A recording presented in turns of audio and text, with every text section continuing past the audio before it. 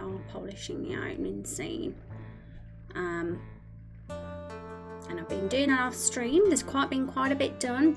Really happy with the progress. Scene work is like the most fun thing ever with game dev. It's probably my favourite part. It's just hard to do on stream, but it's the part that is the most fun.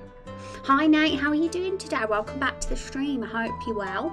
I'm doing okay. We're doing some scenes again today, and you'll see the barrel that you love.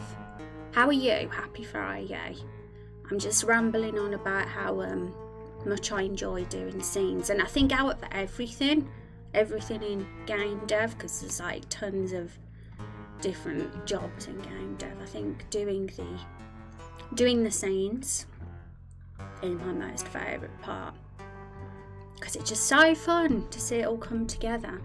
And it's the hardest part as well. I think it's the most time consuming part for me, because I'm a real perfectionist, and it's really, to be honest, RPG Maker is very basic with its scenes, but I use tons of hacks to try and get it to look good, and it makes it time consuming, but it's all very, very worth it in my opinion, because I think it can make so much difference to the game and the quality. And working as well, so I may not be too active in chat, you damn hacker. I am. I've got events on this map. Where are they hiding? They're here. Called Super Special Hack. It's the way I remember, because I called it Extras : before, and I was like a few weeks after when I opened it, I was like, what's extras? What's this extra event? But calling it Super Special Hack, I immediately know what it is. It means that it's my awesome hacks, tricks I'm using in scenes. But I forgot I did it in the first place. I've made a special tile set basically, and it's got like all these like tricks on it to hide graphical glitches that I don't want in the scenes, and it's working quite well so far. So today we're going to be looking at that. We're going to be just polishing the scene. We're going to go through all of this, make sure it's awesome, and just perfect it. That's what I'll be doing this weekend as well. My job before next week's stream is to get the opening scenes, both the scenes where we meet Carol, done. The first one I'm thinking could be done. The third one I might not finish that because that's quite a long scene, but I'm going to try and do as much as I can. That includes the custom hero creator at the beginning as well. That has to all work in with the opening scene. Last time we did this, I was like skipping the custom hero creator section because it took too long to get through it and make a custom hero. But today we're actually going to have that and go through it, because I'm really proud of how it all works so good, because each custom hero is working and in the opening cutscene, and now they have more facial expressions too. They had to just be a wooden, expressionless piece of cardboard before, because we couldn't really do much in regards to more different asset types, because RPG Maker makes it very difficult. But I managed to figure out a way to get a composite layered custom hero, which has made it more possible to pull off something like that. I'm a genius, but I'm kind of expecting one day for something to go wrong, because it always does in game dev. But if it does, it does, and we'll fix it when the time comes. But for now, everything's working smoothly. It's all going okay. Hi Matt, how are you doing today? Good to hear that the custom hero is working well. Yeah, I tested it yesterday, because my task was, with this Carol scene that you guys know of, this opening scene that we've done the expansion of, let's go on the scene. It's so much better than how it originally was. I might be biased because I personally think it's better, but I do genuinely think the scene's better, because I've even made the custom hero have a bit more expression. Their reaction to Carol in the opening scene is very clear. They're shocked. I've done a shocked face for them, and it's hilarious. And in the original scene, if you follow us on Twitter and you've seen that screenshot Saturday video clip that was posted a while back of how it was back in the day, the hero just has the same old face, and it had to be like that because there wasn't really much we could do, because we had like hundreds of hero assets, so it would have been a ridiculous amount of work to make facial expression for every single one of those hundreds of assets. But because we're using this layered method now, it allows us to actually just edit 3 different PNG files and put these facial expressions on. The 3 different PNG files are just the skin complexions, the dark, the medium and the light skin complexions. They're the only thing now that need editing to add facial expressions, whereas back in the day it was, you know, we had to do every single one, even the ones with all the beards and all the different combination of hairstyles and colours, because it wasn't layered. It wasn't as dynamic and awesome, and it was a nightmare.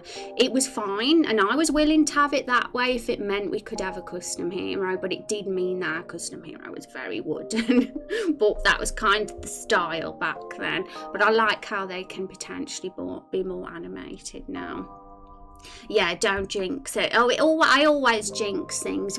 As soon as something goes well, the next day there's a bug or something goes wrong. It always happens. I don't think it's even possible with this sort of work to not come across something very on a regular basis.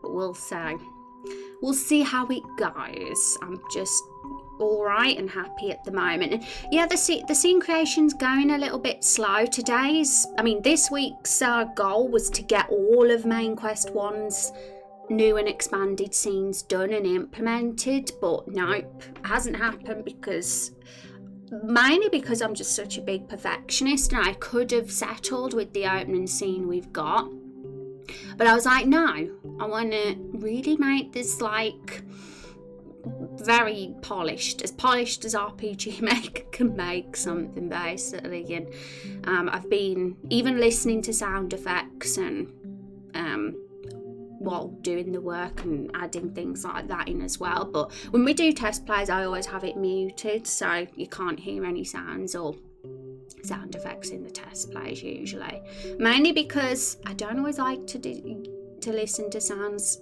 when doing visual testing, because it can be distracting. So it can kind of work best how things muted first of all, when making sure that the visual side of things is working correctly, and then the sounds come after. Okay, so we are going to have another peek at our custom hero today, because we are going to make lots of different ones to test this opening cutscene with at some point. But I have expanded this now. I've added the beards. Last time we didn't have much in this new custom hero creator, but it's basically done now. The only thing that needs adding now is the clothing for Warrior and Hunter. They're still in the nude.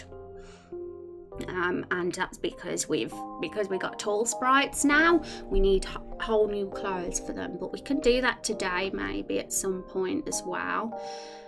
As well as put clothes on our new NPC that we made last stream. There was talk about keeping him shirtless, but I'm thinking he should wear clothes. No reason why there can't be a scene of him shirtless though, and Nigel sees and gets a bit flustered, and that could be the kind of sign that Nigel is attracted to the same sex.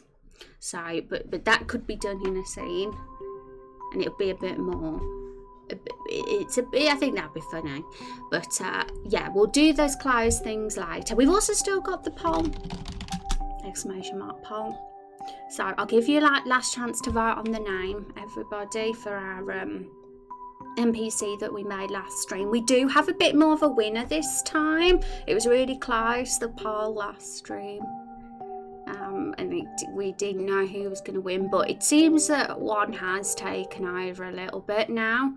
But I'll give you folks another chance to get votes in today, and then we'll close it later.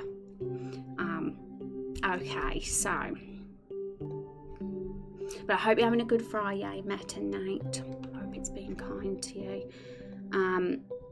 Right, so one thing I've been doing is editing the dialogue that's given at the start that speaks to you as you create your custom hero, because it was a little bit cheesy before, a little bit on the wooden side, but we're kind of turning them so it's more like a person talking to you, and it fits better with the lore and setting as well. So and Van helped with some of those dialogues as well, and I've got some of them in, but I've still got to add a bit more. Where did we get to? So let me just check my notes.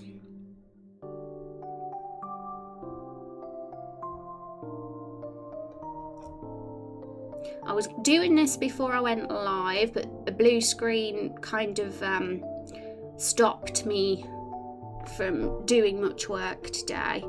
So what I'm doing now is basically what I wanted to do before we started stream today, but it don't matter. It's no biggie. Okay, I've got to find the spot. I might need to comment this code a bit more. I've been commenting the opening scene quite well, but I need to comment this as well.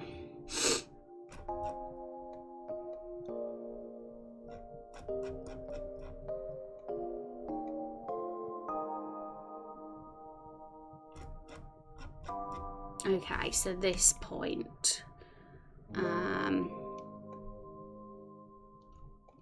Copy that. I've lost it again now. I think that's it. Just double check. Yeah. So I'm just going to add a little dialogue extra here.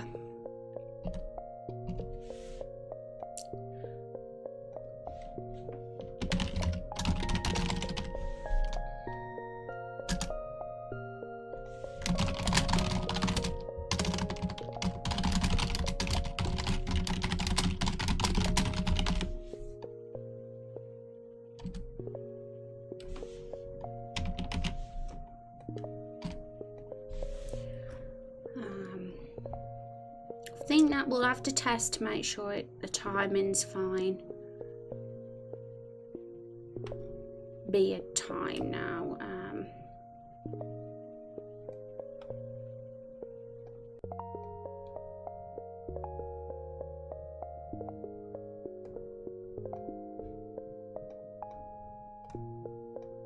Trying to give this a bit more personality. When did you last cut that?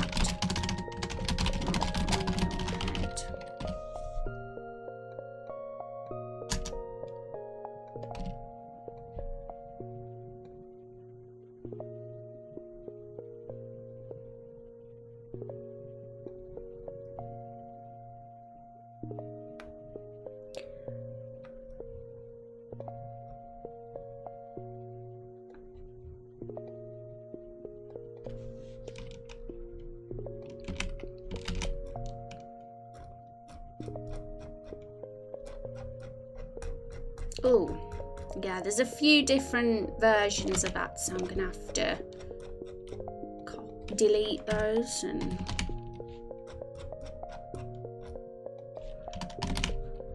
go. Is that one more left? The bit that mainly needs changing is the end, because it's so cheesy. And thanks to Van, there's some slightly better dialogue we got now for this opening custom hero that sounds far better and more mysterious. Hi Zara, how are we doing? Are we coding today? We are in the event editor today. We are going to be doing scenes. That was what we started doing on Monday's stream, and we're carrying on with that today. So it's all about the polishing today. We're going in here.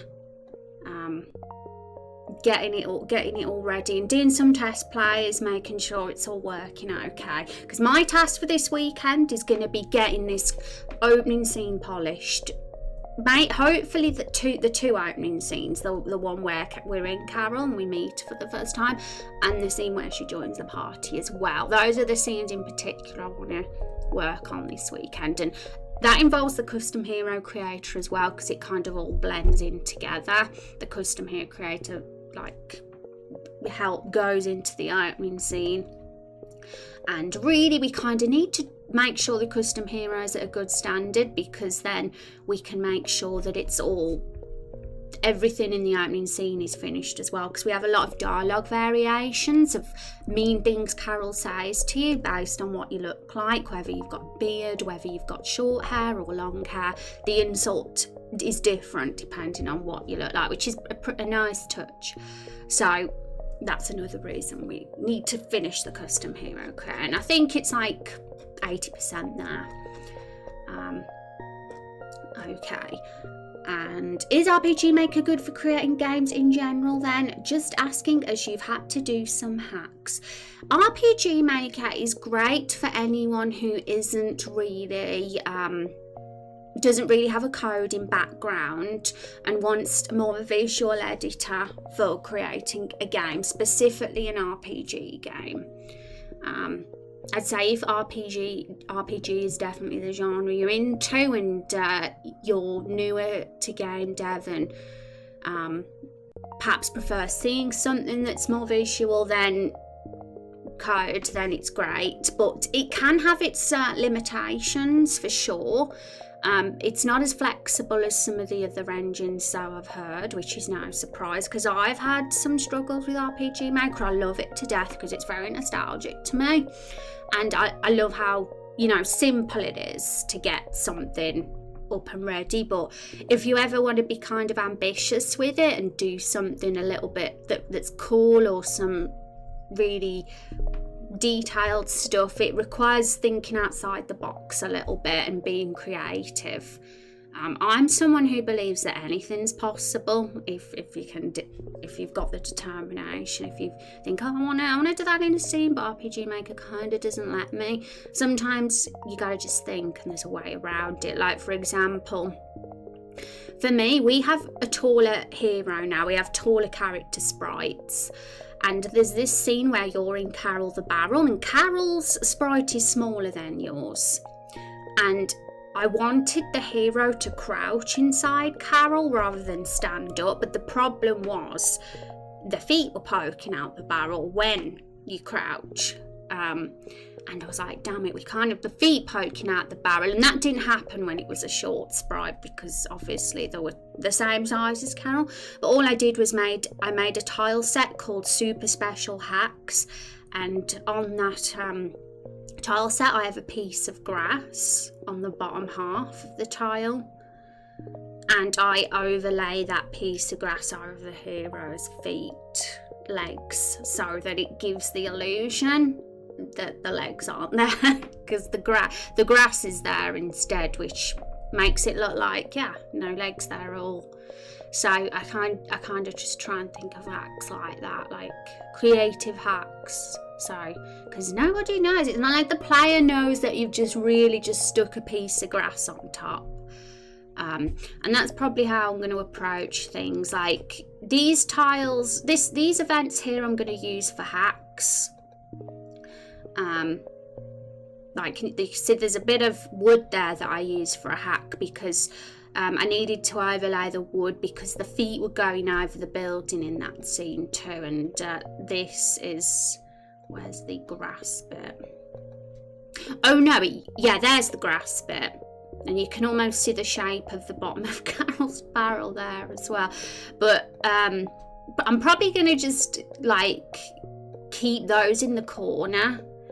And luckily you can just when you do scenes, you can set event locations. So I just move the event to there, or wherever it is it's got to go underneath the hero, and turn the self switch on so it turns into that visual, and then I can turn it off again and it goes invisible, and then can put it back where it is. And in a future scene, if something like that happens again, I can just make another event page, put whatever graphic I need in there and have it as cell switch C or B or whatever, and then I can use the same events. Then I'm not like having way too many events. Cool, it's something I've thought about getting before. I'm a designer by trade, so definitely more visual art based stuff, so I'm trying to learn Godot at the minute. It's cool to see your own visuals come to life. Oh yeah, it's so cool to see it all come to life. I get a bit addicted. I was eating lunch on Tuesday when I was working on this, and I had a real pouty face because I didn't want to eat my lunch. I did this instead. I was like, I need to hurry up and eat this lunch. But that's bad. You gotta eat. You can't let game dev stop you from having good health. So I don't encourage that. Don't be like me. And yeah, honestly, in normal coding you have to do hacks like that too. Yeah. So even though I'm saying making it sound like it's just RPG Maker, that is limitations. Not necessarily, like Xavier says, sometimes you have to do that in general anyway. For sure. And it's interesting to hear you approach workarounds. Do as I say, not as I do. Yeah. And at first, sometimes you don't know what to do, but sometimes you gotta just think, and then you can be like, yeah, that'll work. There's always a way around things, and it's really cool when it actually does work. I think that's why I find the scene side of things very fulfilling to do, because you can be super creative and then you can actually see it working, and it's like, whoa, that's cool. So it's super fulfilling. I didn't mess up that hack, did I, as I showed you that, guys, did I? And I'm trying my best to really comment the code as well, so I don't forget months down the line, because I could easily like open this and be like, what the hell's this? Why is this there? And if I comment it, then I won't forget. Okay. So back to the custom hero creator. I'm just adding some more fancier dialogue now, and once that dialogue's in, we're going to do some test plays and see what needs polishing. So today's going to be a scene polishing stream, and that'll help a lot because this weekend I'm dedicating to getting the scenes finished. So if I can get some done today on stream, then that'll help me hopefully reach the goal a little bit quicker. And I'm gonna put the poll in chat again to vote on everybody, because that will be closing soon and we'll officially have a name for this MP. So all right.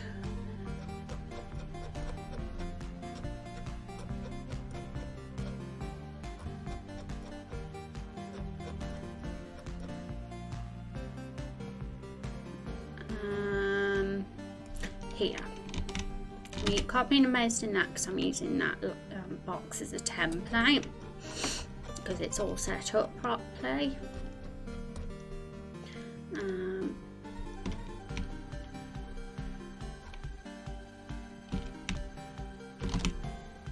So we'll say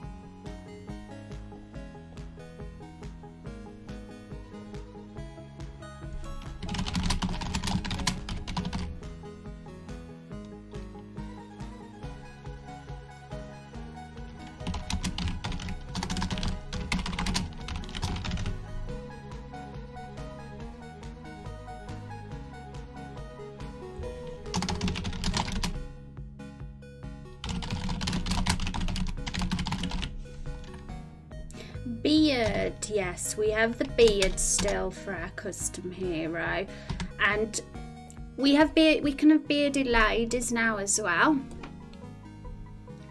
It's not restricted to gender anymore.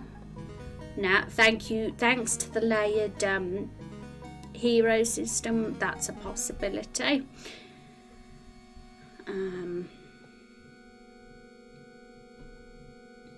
Okay, next part.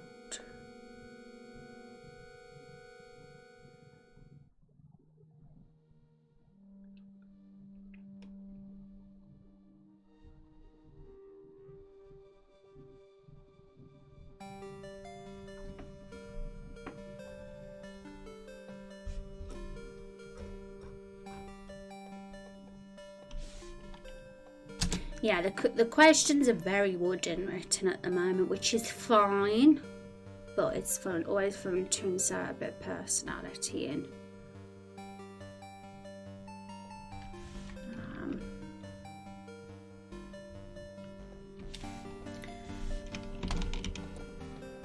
Pop it above his one.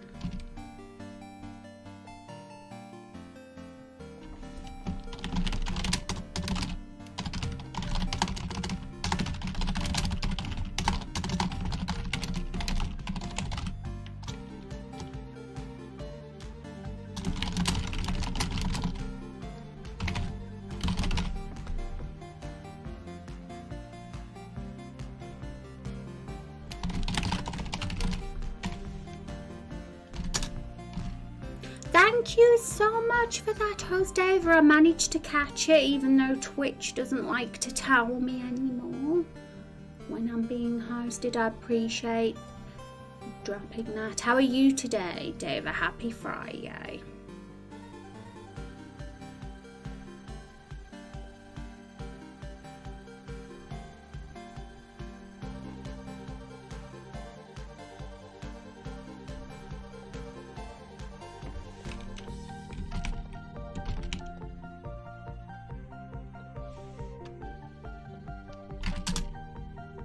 I was working so much on getting all the technical sides of the scenes done this week that I neglected the text of the custom hero creator.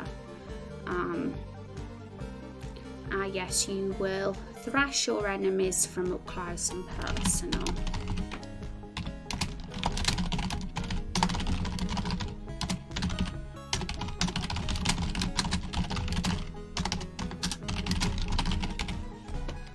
Sorry folks, for those that are just walking in, we are just adding a little bit more personality to the dialogue that runs you through the custom hero creator, so it's not like boring.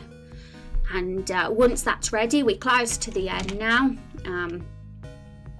We will do a test play of this custom hero creator, and we'll see the very opening scene, and we'll test that opening scene with a few custom heroes and make sure it's working okay, which I believe it is because I tested it yesterday.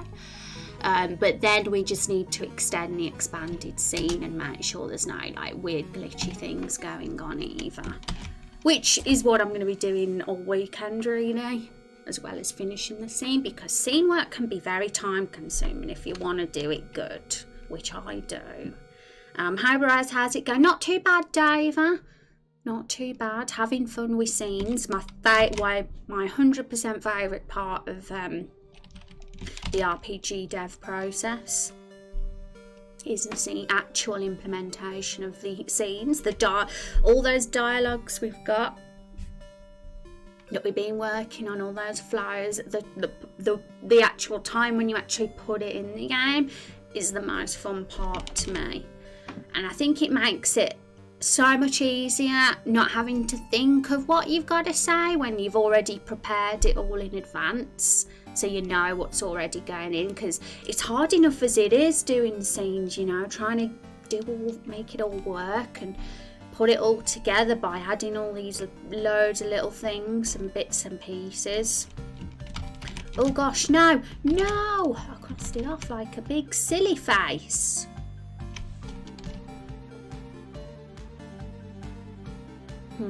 See, I could turn this off now. I just accidentally deleted something. I could turn it off, but then I might lose all the progress. Because I can't remember if I clicked apply.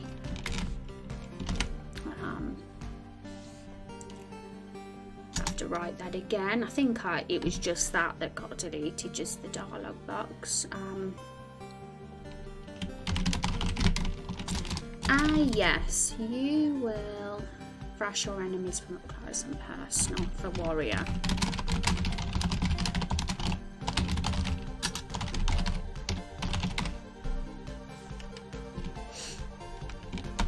There. And now for hunter, we'll say something similar but a little bit different.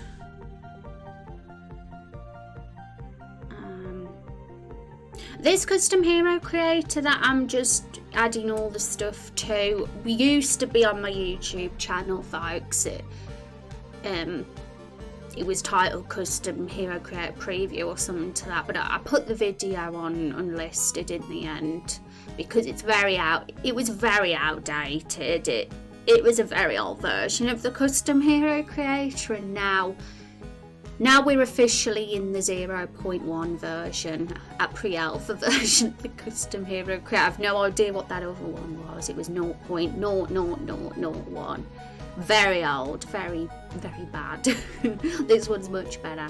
And it's still kind of simple. I think future builds, as we release more builds this year, might expand on this custom hero touch. We've already talked about adding a bald hair style, a grey hair colour style, and potentially a third class that you can play as, so it wouldn't just be warrior and hunter. Mage to complete the triad. We want to keep it all as DPS so we can balance it easier, but I feel like having that ranged DPS, more magical, would complete the triad perfectly. But that will be in a future playable build when we add the mage, because it's hard enough as it is doing just the two classes for now, and I don't want to spread my tasks too thin. So I'm fine with having a good yet simple custom hero creator for the time being, and if I'm like, yeah, we can add that now, that will be done when the time's right. We're not going to expect playable build version 0.1 to be the best thing since sliced bread. It's just the very base of what episode 1 is going to be. Look at those raindrops. Huzzah. Do you guys enjoy the raindrop grind? I think you do, because you're always checking. I still need to think of a new rank, the highest rank. The current highest rank of the stream is Leviathan. And I was thinking of adding another one. Somebody said Nemo, the fish. And I was tempted because it's just funny, but I'm up for suggestions. I think we've had a few ideas for water gods and all that kind of thing. It needs to be more badass than Leviathan, which is really hard because in my eyes, Leviathan is the most badass water theme thing you can possibly get, ever. Even more badass than a god.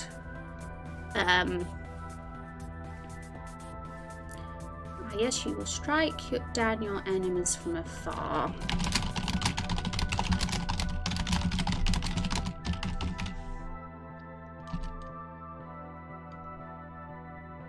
Nemo is a great idea. The Kraken, yeah.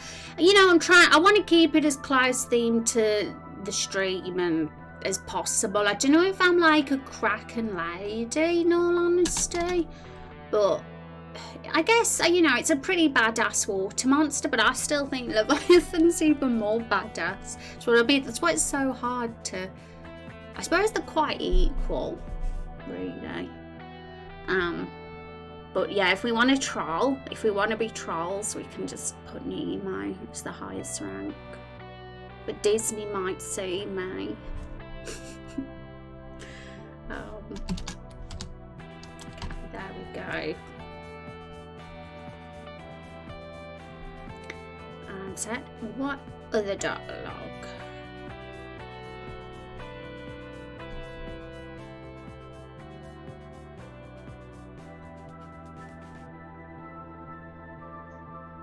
Okay, so there's about 4 more dialogue boxes I want to add. I'm going to press apply here to end this custom hero creator with. I think that we'll test the speed of the text afterwards. We'll just get the text in first. Okay, so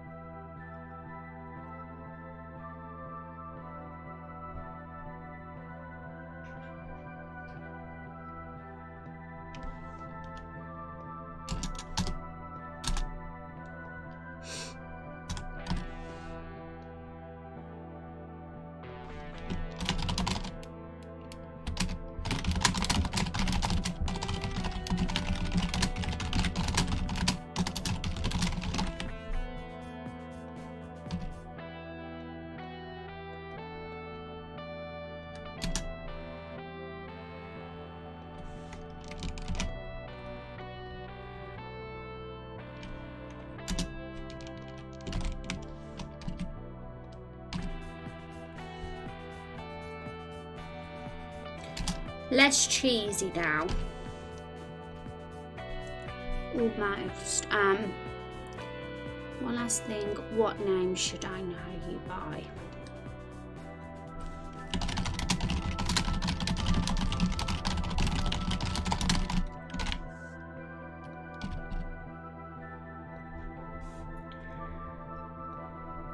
Hi Future, how you doing? Welcome to stream. Hope your day's going well. Not too bad, Future.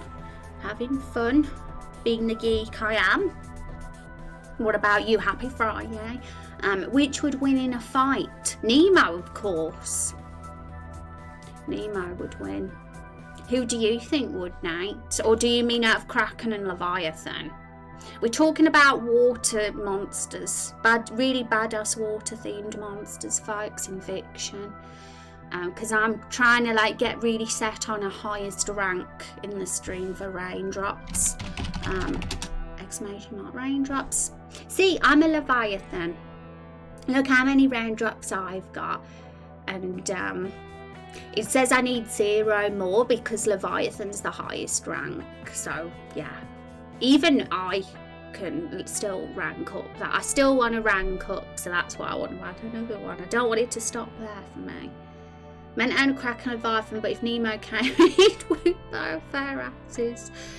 We could always have Kraken. We could add 2. We could add both Kraken and Leviathan. But I think Leviathan should be above Kraken. It should go Kraken, Leviathan, Nemo.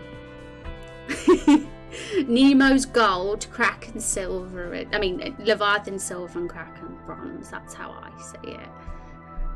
Some people might disagree, it's subjective, but in my eyes, for sure.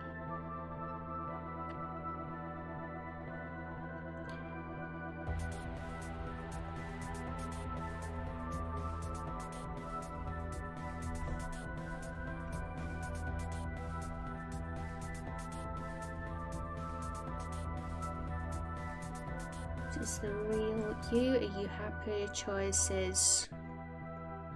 Okay.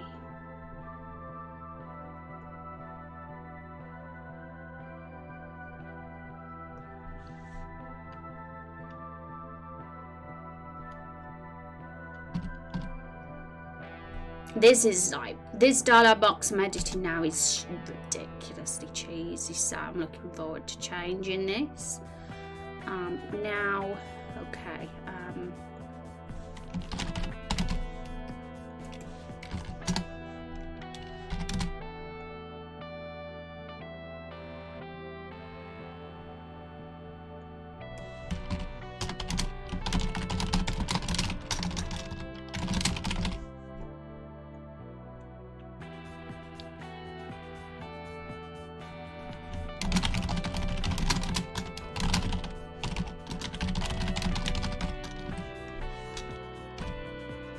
There we go.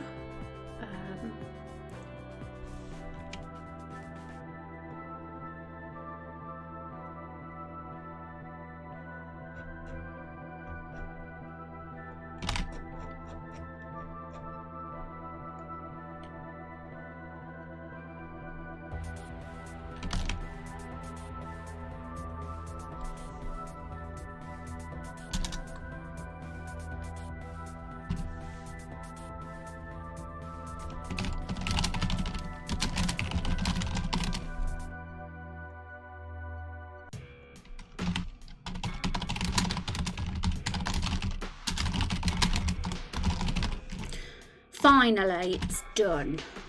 Might be, we might test this custom hero crate now and it might be all a big old mess, but we'll soon find out. I'm going to just have a spy on our poll and see how our poll's getting on before we test. Oh, Duncan is winning. But feel free to vote. Your vote can make the difference, everybody. This poll will be closing in today's stream and we'll officially know what name this NPC is going to be. And if anybody isn't sure what NPC this is in this poll, it's this silhouetted person right here. Okay, so because that's the point we've got to in the scene at the moment. We need to put them in. Fun times. Okay. Do we mean Nemo like the captain or little Nemo from Slumberland? The little silly fish from the Disney movie, or Pixar, is it? I don't know which one. Lol. But yes, that's who we mean. Because we were tempted about putting Nemo as the highest rank just so we could be silly. Because totally it's the most OP fish in the world and would beat everybody in a fight. Okay, test play time. Have I got the sound muted? Yes, I have. Cool. So there's no sound in these test plays today, everybody. We just paid attention to the visuals. The moon and stars is capitalised because they are gods. Normally they wouldn't need to be right, but gods should be. I'm looking forward to having a god world building stream.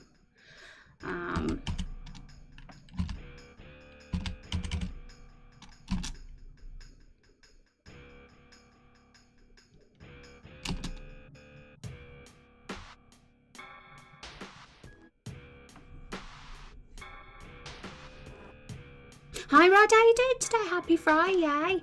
Any plans for the weekend overall? Apart from chilling and eating lots of yummy foods, finishing off my Christmas sack, probably just doing lots of work this weekend. There's plenty to do, that's for sure for me. I'm a busy one. What about you, Rod?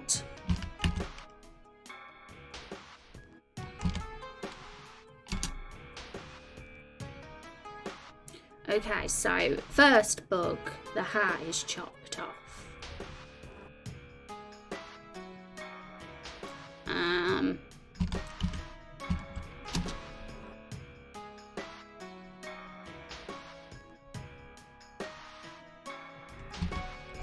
that face appeared too fast. Short hair.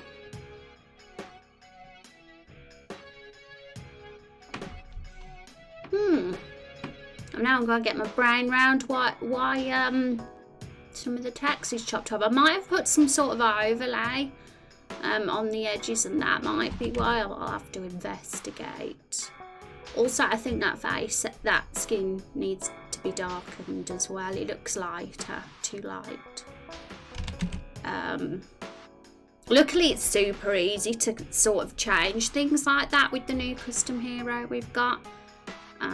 Now it's a layered composite one, and there's not a bazillion different assets that need to be changed.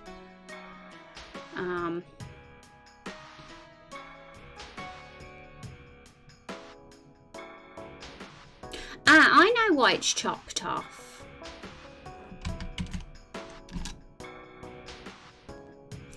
Need to make that face disappear. So there's a few little bugs in the custom hero, timing issues with the face mainly, and the text being chopped off. But it's not too bad. I think that we need to speed the text up a bit as well in this part. It's okay being slow at the beginning when it says awaiting of a new hero and all that, that's fine, but then should his name be? Gonna have breakfast, but want to say hi, make sure you're all right. Hope you have a good evening, stay warm, talk Sunday as usual. Yeah, take care. Just in time for Valentine's candy. That's if I get some candy for it. I ain't gonna assume, because I might not. I've got to be careful and save all my chocolate. I've got to be a good girl. Dougal.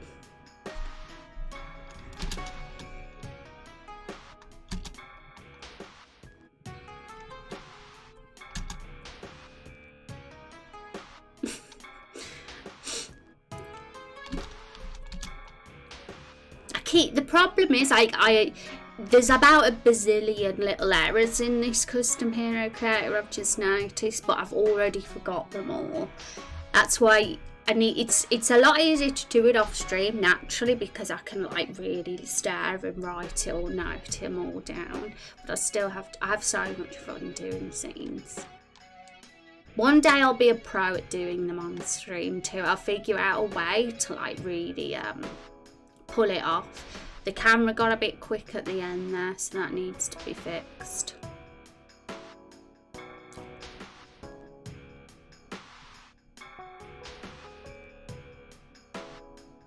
Yeah, so as you can see, there's some facial expressions now. I'm watching this in full screen on my end, but you're seeing it in the tiny little squished into the overlay, so I'm not sure how good it looks for you guys. Because I'm staring at the stream thumbnail right now on OBS and it looks like super tiny, but my thumbnail's probably much smaller than the actual stream.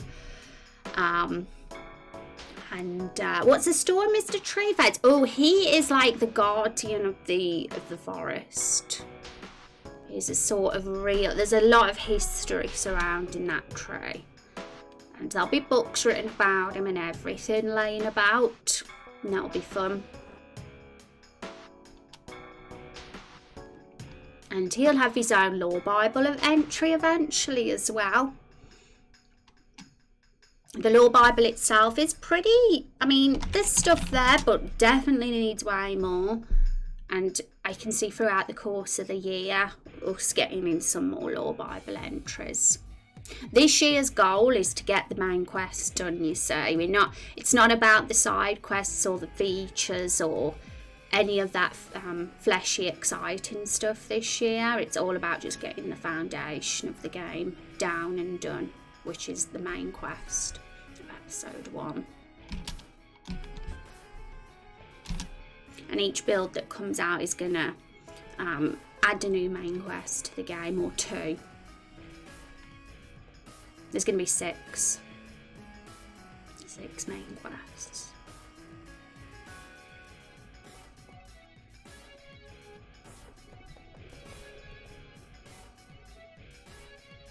Okay, here's Mr. Silhouette, who will be put into the game shortly, and that's who the poll's on. What's their name going to be? Also, I've got to change that text as well, because we had an idea for some text that could go there. We're going to say I have no idea instead of nothing. Okay, so we've done a test plan now. There's a few little bugs. When we next do the test plan, I'm actually going to write them down. And then I can remember them. Okay. So the first bug I remember was that the text was chopped off. So I've got to try and figure out why that is. It's probably because the box is transparent and I can't see the edge of the box. That's probably why.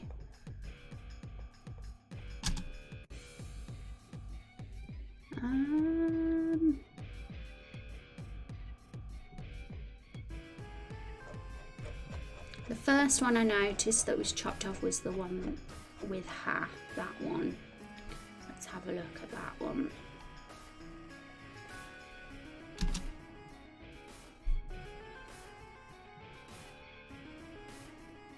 If we put that one on the next line, maybe that'll fix it. We'll see. We change the text speed to 3 as well, so that it isn't so slow. If If it's still too slow, we'll change it to 2.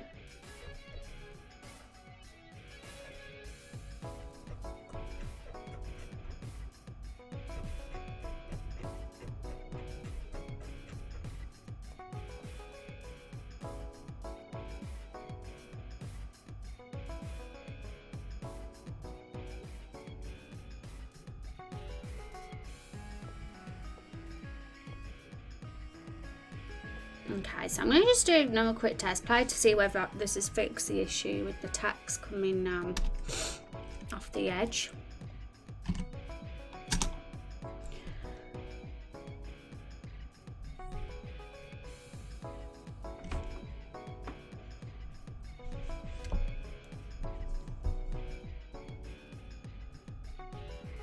I'm going to get Notepad up on my phone and write any bugs in there. That'll be the best way to remember. This scene itself, I want to have some sort of ambience in the background as we some ambient sounds. And obviously you can't hear that right now because it's muted, but it'll definitely make it a bit more atmospheric, I'm hoping.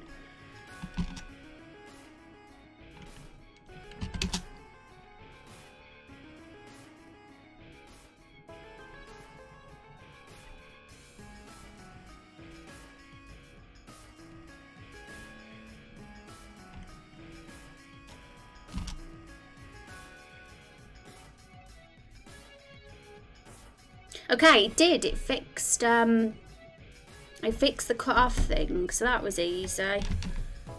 Problem is now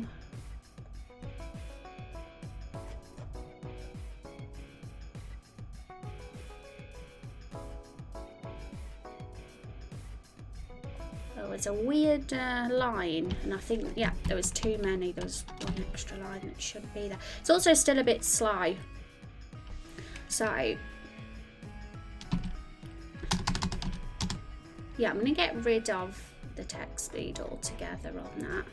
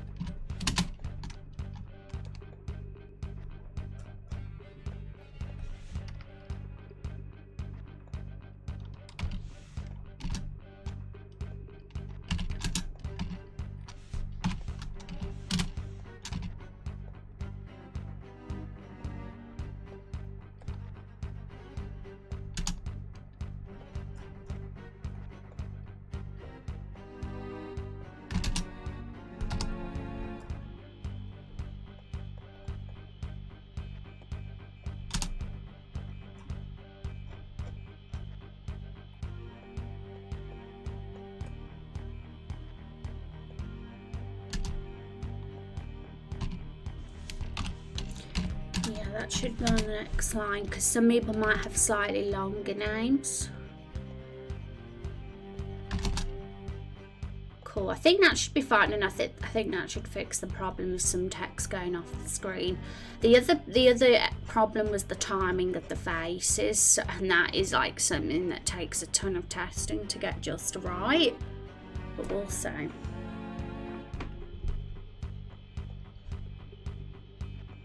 Because we want it to look good, and that'll be an easy job out of the way.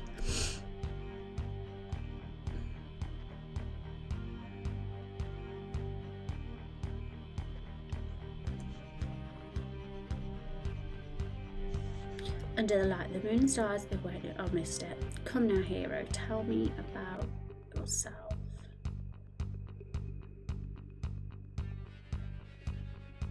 maybe that could be a little bit quicker.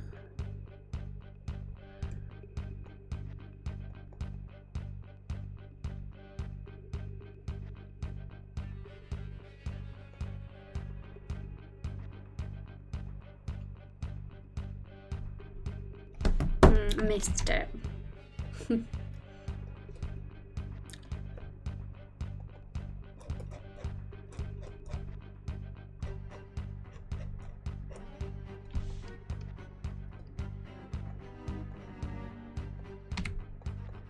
Yeah, have it as that.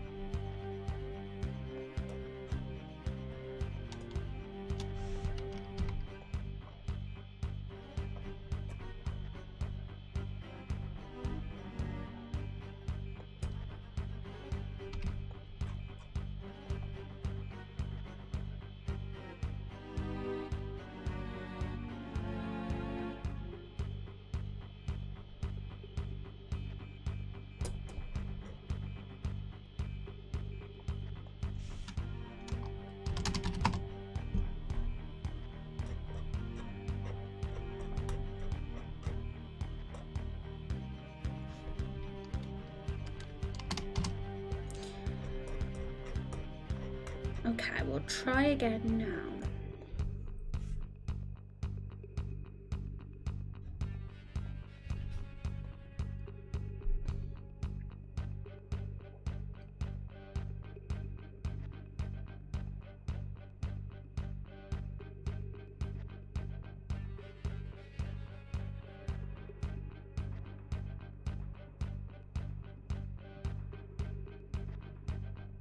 Yeah, I like the moonlight to have already sort of appeared by the time that sentence finishes. Which that seems like about right.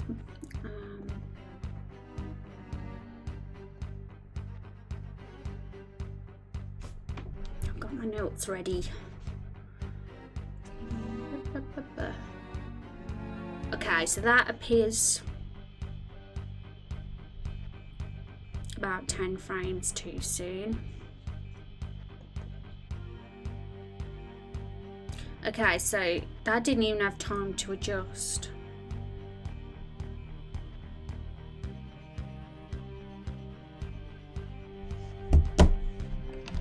Like, the bald spot thing came a bit fast, so...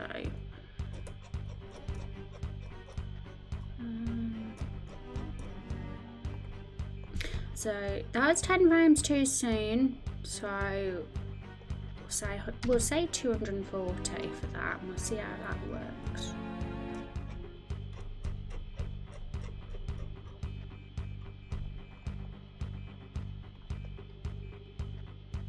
Because the face that I've got showing up is actually a switch, and it's something I've actually, you can't really do that easily. I had to like think of a smart way to get that face inserted, so it appears with a switch turning on and off with a plugin called, where is it? Orange Hood Face Picture. Draws a face on the original hood. Because you can't actually get that to come up that easy. You need a plugin for it. Okay. The next one was this.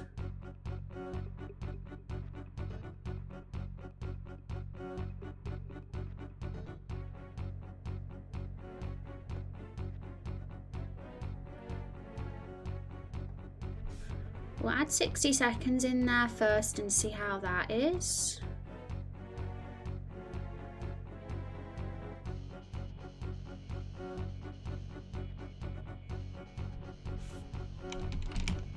Probably needs to go there.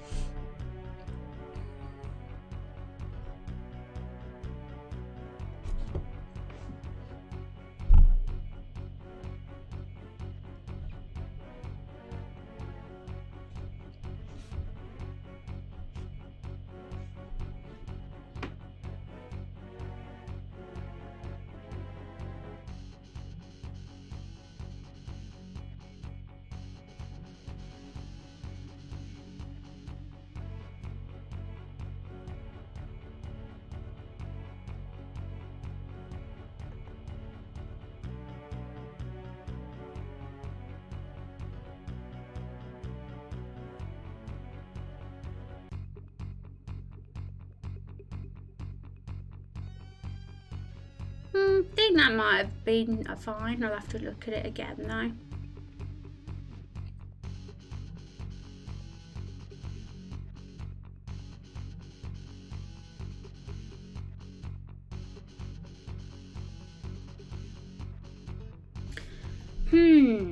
That one's all over the place.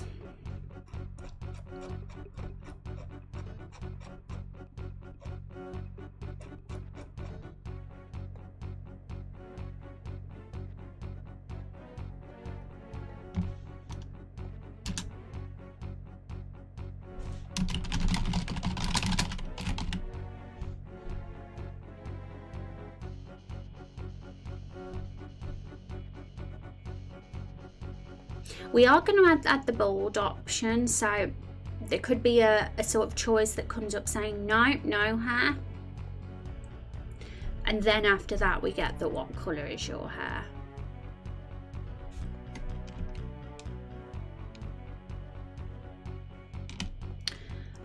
Yeah.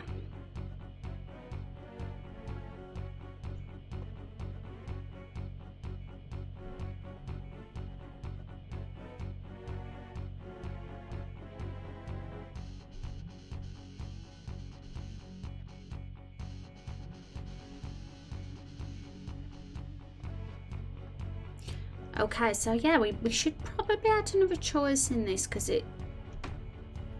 it's not going to be too hard to add a bold asset to this version of the custom hero creator. I don't think. I think we'll be fine.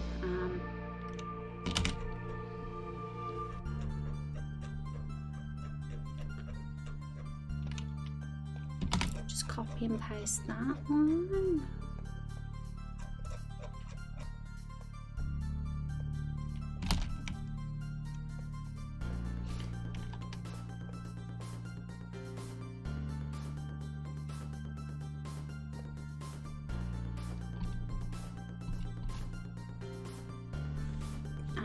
Yes and no.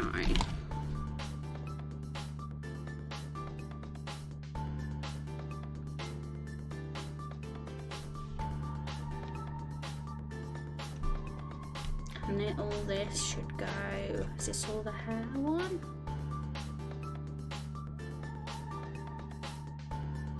Yes. So we'll copy and paste that, and we'll put that in yes.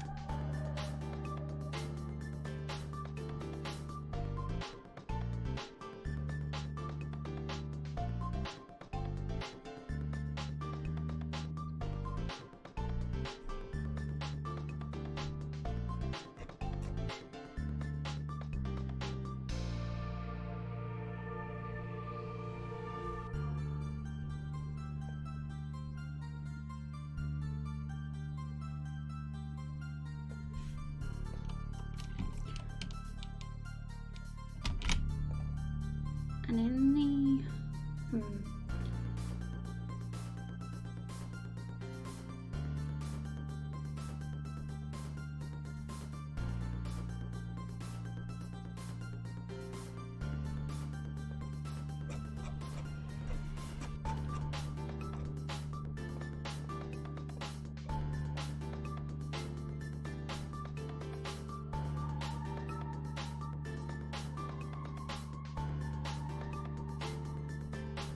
I was like looking for the no one and I couldn't see it. It's there.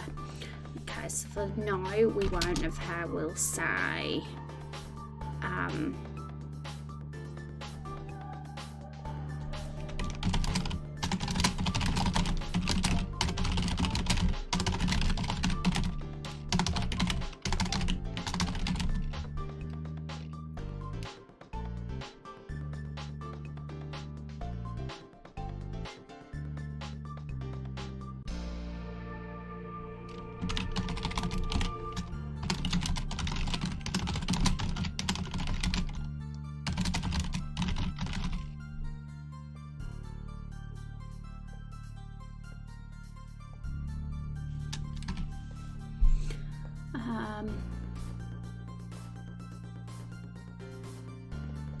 then it's I think that should be fine. We'll test it now. and see how that goes. The timing of the face appearing, no, the face set to the avatar will be a bit all over the place, but everything else seems to be working perfectly.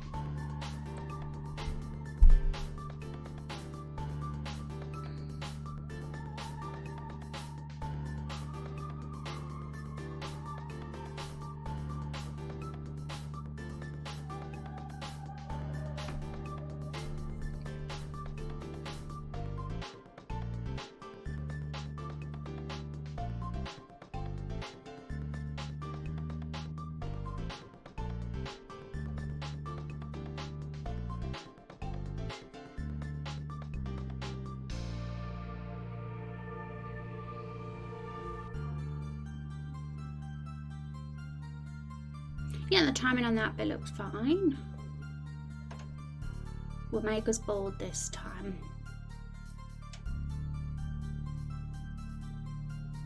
Oh, why is that so high up?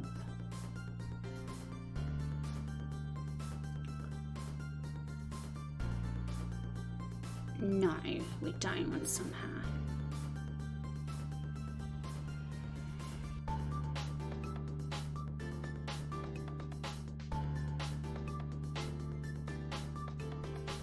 Yes, we've got a beard.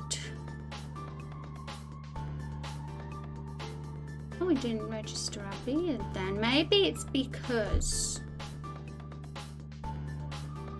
the bald thing is... I'm glad it's...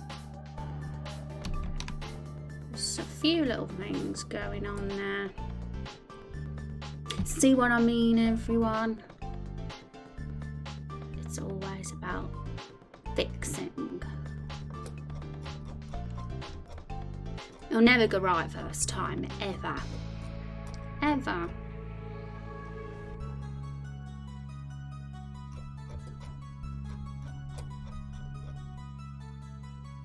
Now, I want to see where was the yes and no choice, because that was too high up. Fix that first.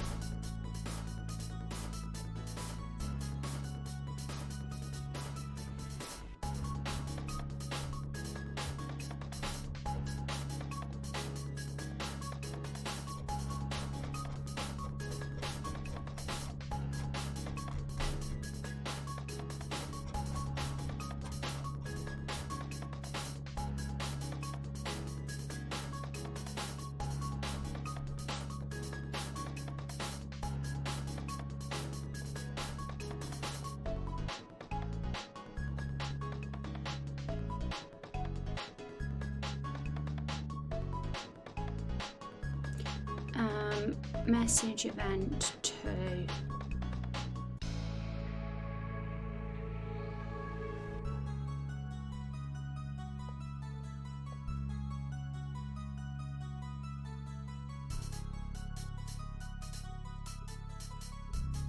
Is that right one?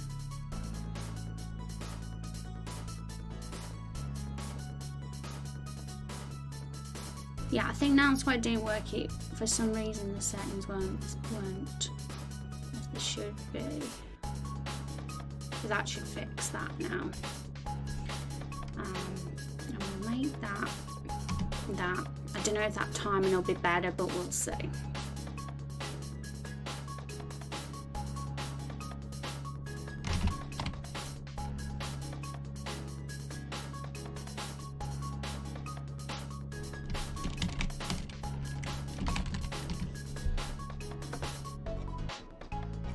Now, why didn't the beard work? Because it did when I tested it yesterday.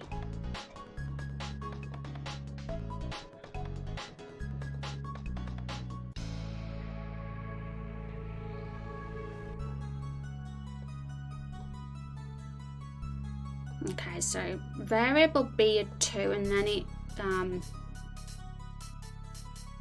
goes to custom hero beard.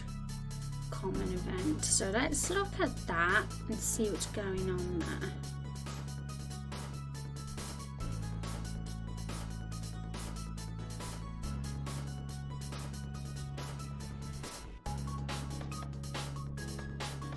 Ah. It only gives you a beard if you've got a hair colour. That's why it didn't work for the bald. Yeah, so that's the thing. The bald, if you want a beard and you don't have hair, you still got to choose your hair colour for your beard. That's what we need to decide.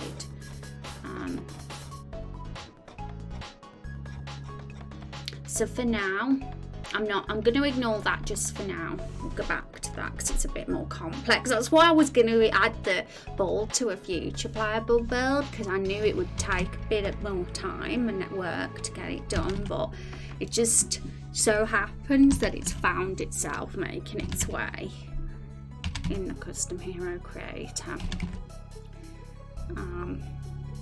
Okay, so no. It just seemed more natural to insert the bald hair choice with how it's flowing.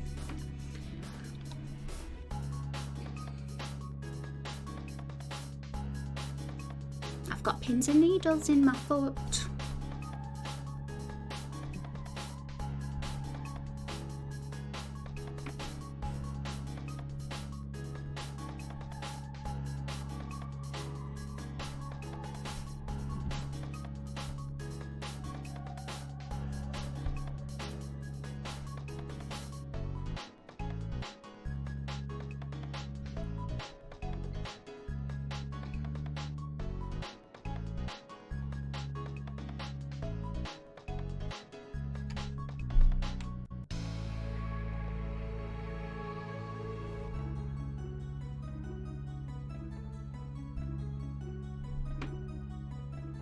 Why are you still up there? I fixed you.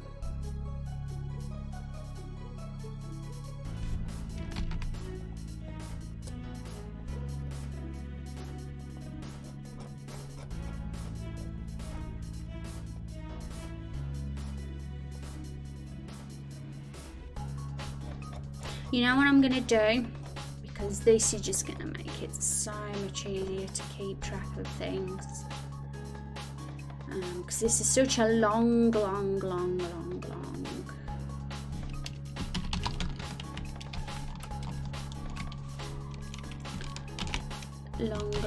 event. If I put hair like that, then it can't be missed. And then where's body? That's complexion, so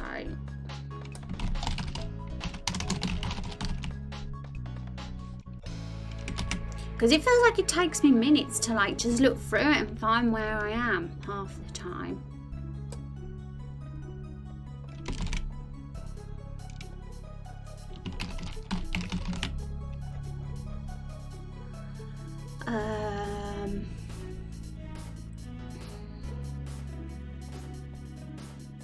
Okay, so that's cool. That's so much easier already.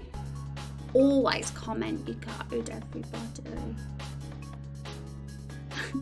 There's labelling that I've done, but the label bit doesn't stand out at all.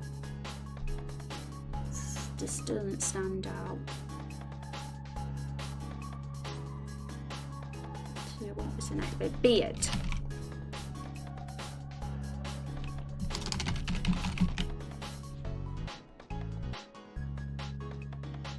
Then classes here.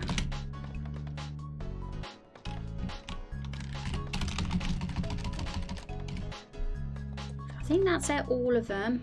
Where's the name section? Class, beard,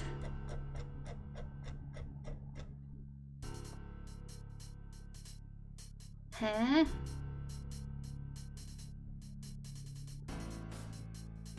complexion. I think now that those are all the things. So the bit that was at the bug was the bald bit, just at the, when we get to the hair section, so which is here. Oh my god, it's already a hell of a lot easier. So I'm trying to work out what's gone on there that's wrong with that box that the others are fine. So I'm just trying to stare at one of the other boxes to see what they have that one doesn't. So non-transparent middle, transparent right one is the settings we use. Transparent right, choice one, disallow. Let's just check if that's there.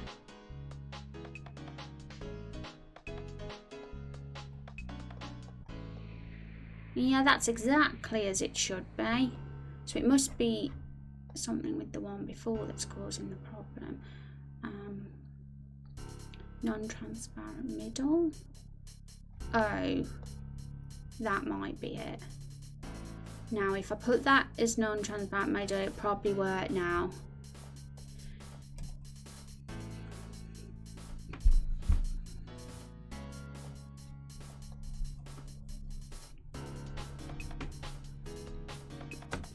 That's crossed. I like doing these streams though because it's weirdly chill. Only because I don't put pressure on myself to rush. If I was like, oh my god, this custom hair create needs to be done right now, then it wouldn't be chill.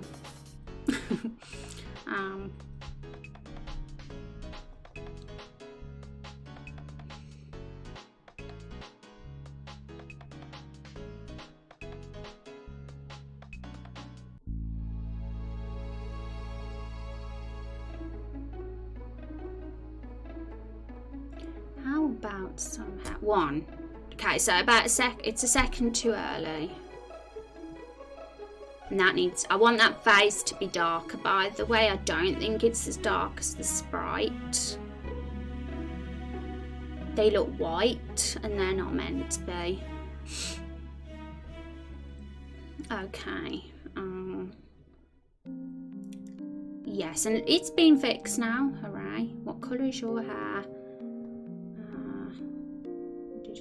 Okay, and that's about a little bit too quick as well.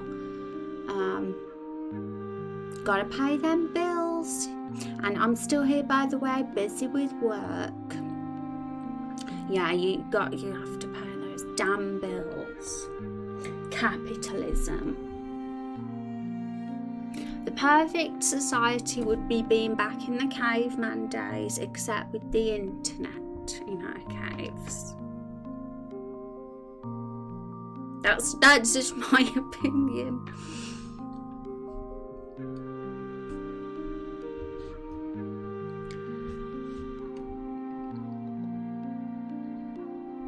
Okay, that happens too quick.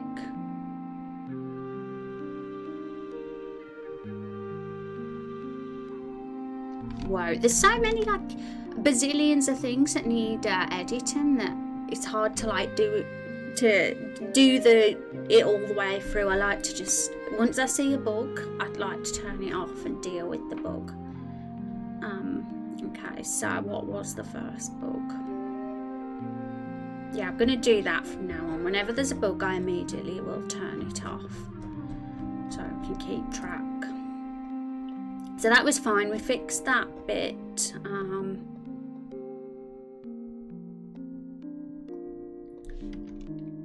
I have that as 120, we'll see if that timing's better.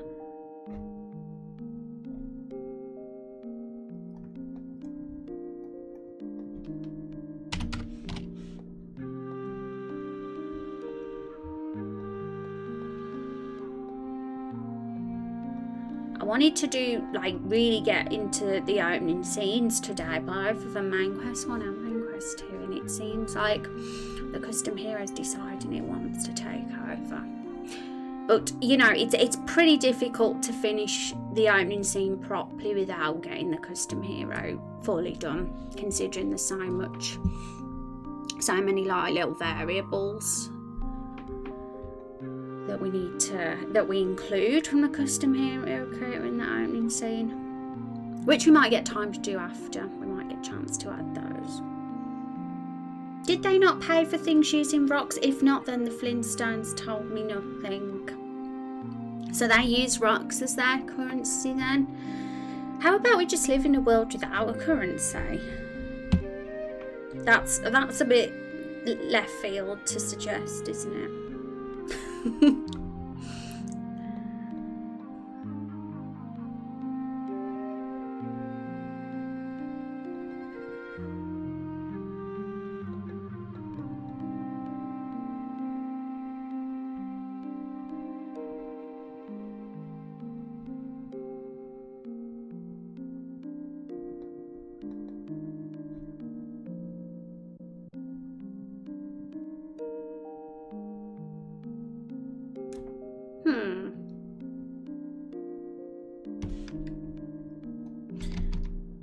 It wasn't too bad, but it's still not perfect.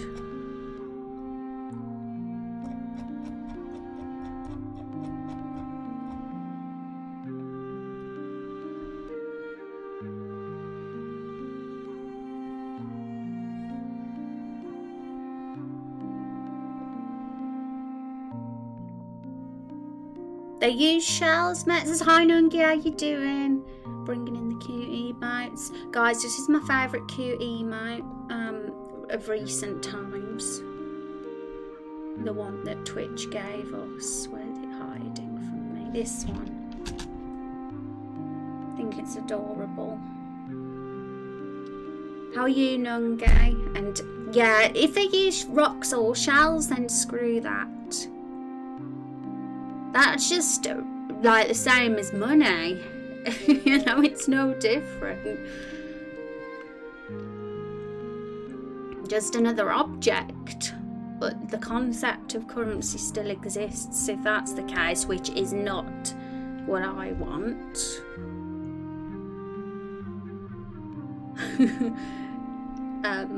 Not up to date on both Flintstones lore. I'll have to do some research. Yeah, and I watched Flintstones all the time as a kid, but I don't remember any of it. All the shows I watched as a kid, I've just forgot about, like what happened and all those details. But a bit trapped under a cat. Oh, you've got a cat on top of you?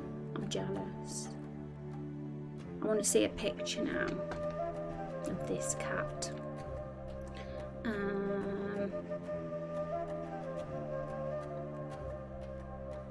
So I think it showed up a bit late. We'll have it as that.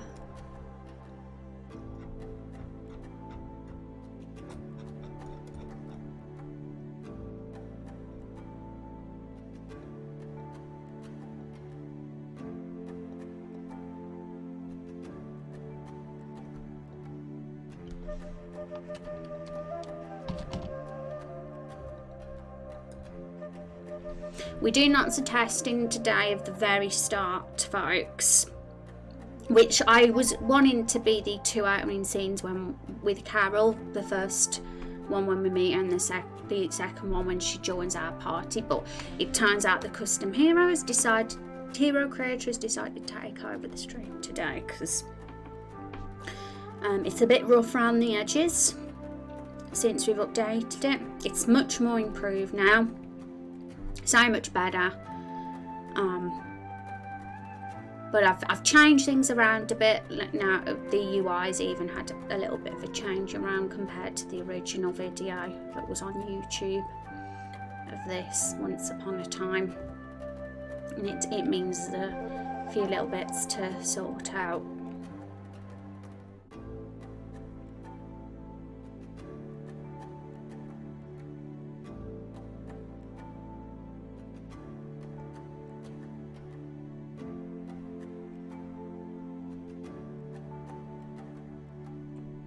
Yeah, I was about 1 second too late.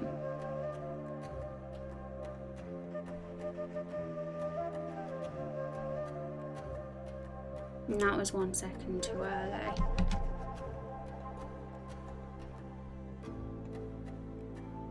It would be nice if RPG Maker by default let you show the avatar next to a choice box. That'd be fantastic. All my dreams would come true if they did that. But unfortunately, it doesn't seem like a possibility. So I'm having to manually put the face next to the choice box in the custom hero creator myself, which, because I'm doing it all manually with switches, the timing's all over the place when the face pops up, and I'm having to do wait commands to get it to come up properly. But it'll get there. We'll get there. Did we say that was a second too early or too late? We'll soon find out when we test it. If you want to see my cat, you can type she into the Discord GIF search. Discord GIF search. Your cat is famous on Discord. Is that what you're telling me, Nungi? That your cat is on the Discord GIF search? No way. I've misunderstood.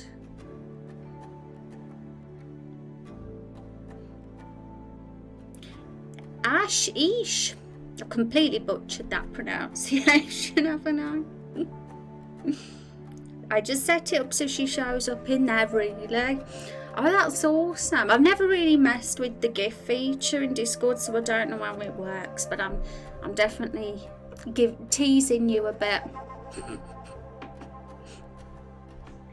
I will, I'll look. I'll have to remember to look, so I want to see now. We do have an adorable pet channel on our Discord though, just so you know, folks, if you ever do want to show off your pets. I encourage it. It's really nice to look through that channel at all the pets over time.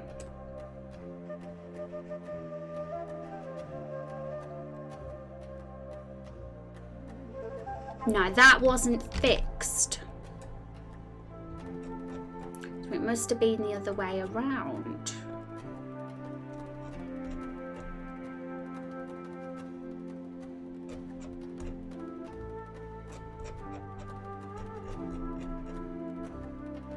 Did I completely butcher?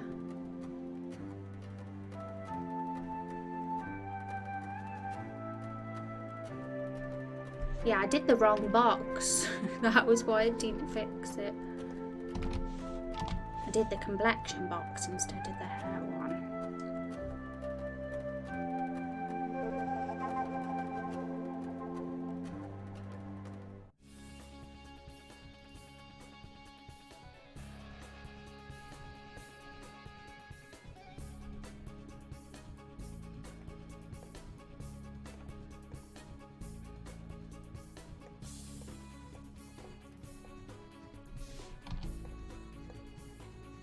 Let's test that.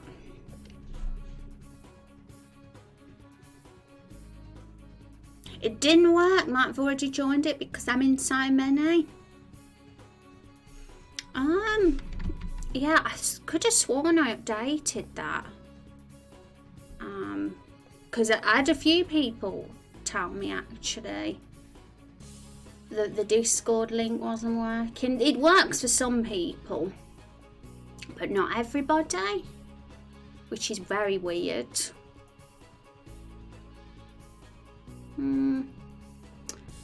I know what to do. I think the one in my panels works, but not the one on the bot. I think that might be what's wrong. So if the one on the panel works, then I'm gonna have to put that on my bot, aren't I? So copy link address. There. Now, hopefully that's better now. I've got a new link on the bot for Discord. And hopefully people will never have that problem ever again, because it's stopping people joining our community, which isn't good. Don't think I'm in it. Oh, it's the panel one that doesn't work. God, I'm Discord. I'm mad at you. Hi, Rav. How are you doing? It's good to see you. Yeah. So is the bot one's fine, but the panel one isn't. Is that the case? I got it the wrong way round. I've already copied, pasted it, and lost the old link. I'm gonna have to get a new link on the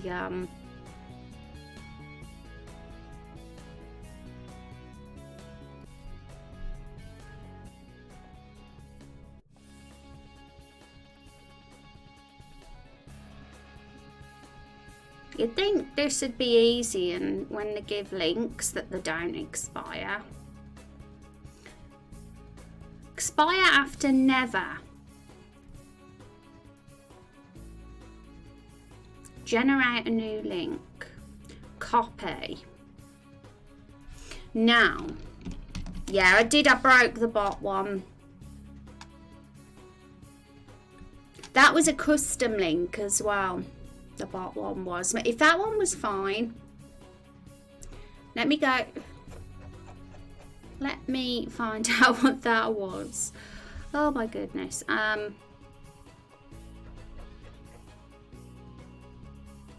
Here we go.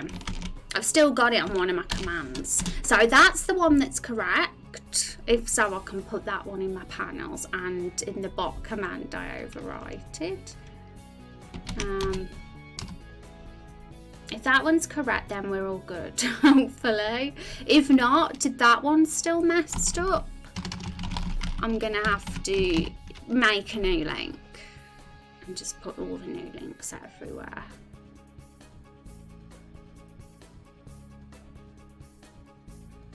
Okay, so settings. Trying to figure out on, there we go. That worked, yay, hopefully. That's all good then, forever and ever now. So I've updated it in the panels as well. Fingers crossed. Hopefully we'll be good. Okay, so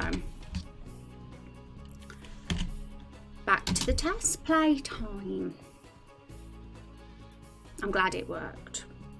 How are you doing though, Rav? How is your Friday going?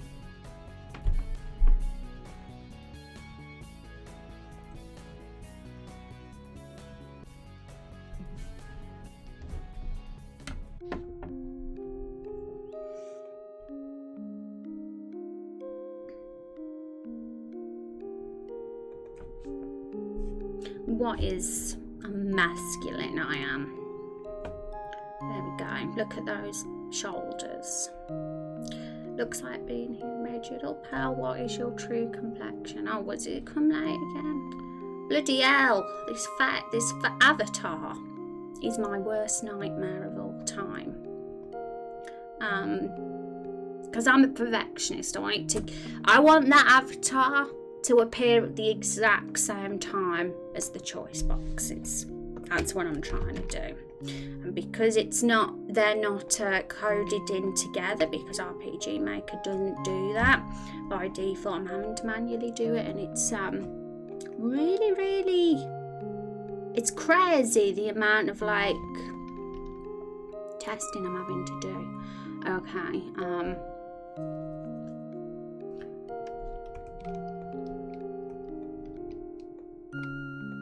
I swear that was fine that first time, but I think I did mess it up by accidentally editing it.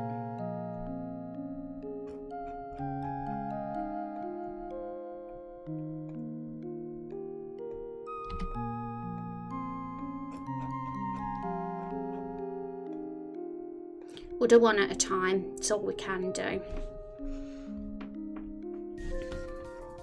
Cosmic Space Cat Streams. I love the name because it's got space and cat in your name. Two amazing things. Indeed. Thank you so much for that raid. Let's give a shout out. You were playing Frog Detective, The Case of the Invisible Wizard. Is that actually a frog that's the protagonist in that game then? That sounds fun. I like frogs too. Thank you so much for your raid. Hi Luce, thank you so much for coming by with the raid. How are you all doing? How was the stream? And happy Friday to you all. We're doing some test plays today on stream for Raindrop Chronicles. The custom hero creator right at the beginning of the game, and the opening scenes that come after it. That's kind of the goal. And then next week, it's going to be about finishing the main quest 1 quests. Hopefully all the opening scenes I'll have done them over the weekend, and I'll be able to show you guys them. I wanted to do a screenshot Saturday on Twitter this Saturday of the opening scene, but I don't know if it's going to be polished enough in time. But we'll see. I might hoard the content in clips before doing screenshot Saturdays. And we played 1 and 2, and you were a little frog running around. It was adorable. Oh my god, I'm going to have to Google this game now. You're going to see this frog. If they're not based on the same timings, it might not even be deterministic. It might be one of them might vary more than the other, depending on CPU load and loading times. Yeah.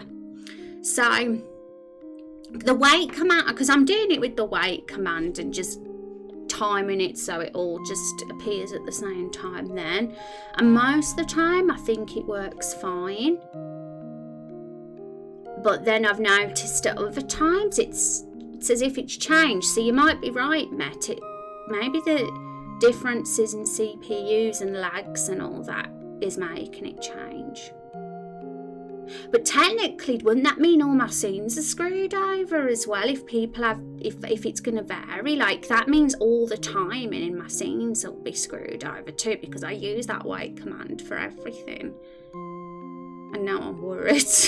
I use that wait command to time and pace all the scenes, and get all the animations to like sync. And yeah. Oh dear. If there's another alternative for doing it, I'm all ears, but I'm not sure how else. I tend to just use the wait command. And I thought we would come and see you building your game as we were playing a little indie game. Oh, thank you. Yeah, indie games deserve the love. That is for sure. I appreciate it, Cosmic. The tip rate of the game is probably set to frame rate, which might differ per device if it's uncapped. I've not used Game Maker much. Oh right, well, this is RPG Maker, so I don't know how that differs. Maybe I could do doing a bit of research into that though and figure it out, because with the last thing we want is something to work fine on my end, but not on someone else's end, and then everything is out of sync on someone else's computer when they play it.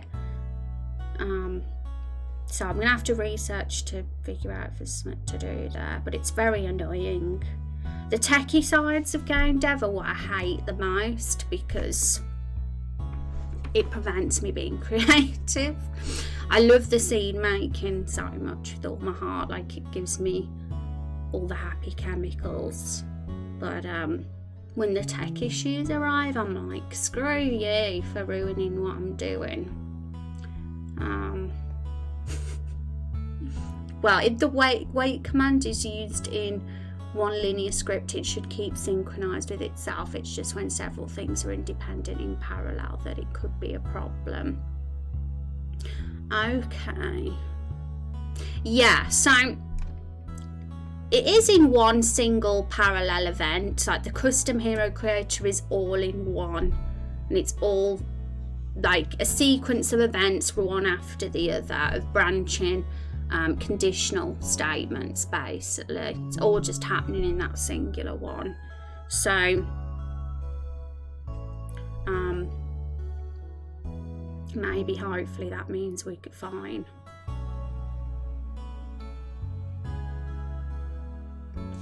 And I missed that test play as well. So here it is, like this is it. That's our starting point where the hero is. Zoom in. And this square here, which is kind of hidden. So we have to zoom out. Oh yeah, it's really hidden. RPG Maker needs to be moved across so you can actually see it better, chat. There. So this little square in the corner is where everything is and where everything's happening. gigantic, massive mess that I've tried to keep organised. But yeah, so you're saying, from what I'm assuming, you're saying if there was multiple parallel events, then that would be what the problem is. Or would be. But if everything's happening in one singular event, then it might be okay. I know that with the plugins we have a core engine plugin here. Let me just see if there's any frame rate settings, just out of curiosity. I don't think there is though.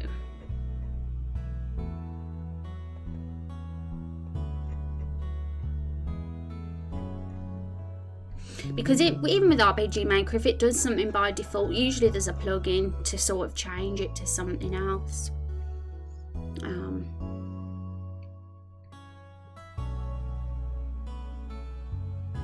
But yeah, I'll do a Google for that. I'm going to do it right now.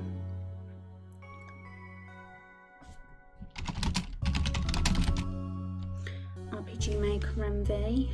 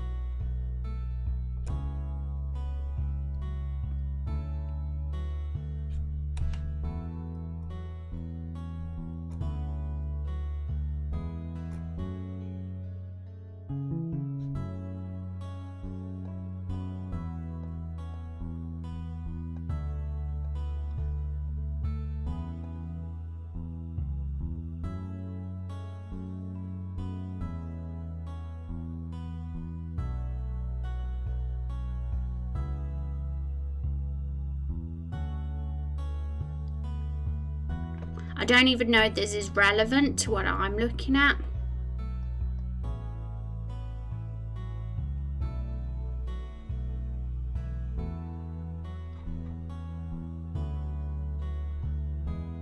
I've probably not even Googled the right thing.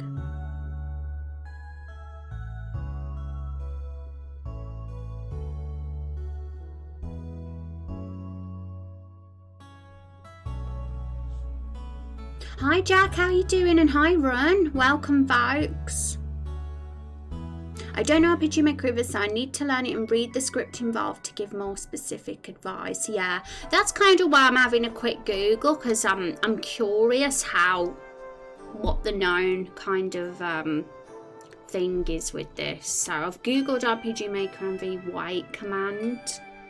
I need to change what I'm Googling maybe.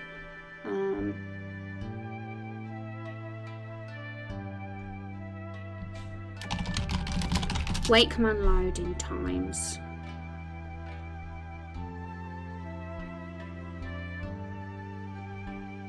All we want really, well ideally the wait command will, the frames that I have for scenes and doing the pacing and things like that, I'd ideally want it to be the same with every single device and machine.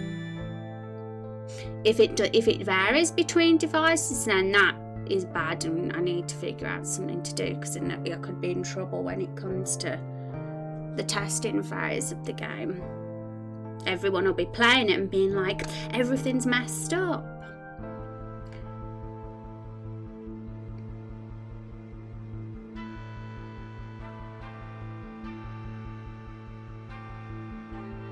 But I assume that it would be fine to use wait commands, because I'm pretty sure that's the standard in RPG Maker with how people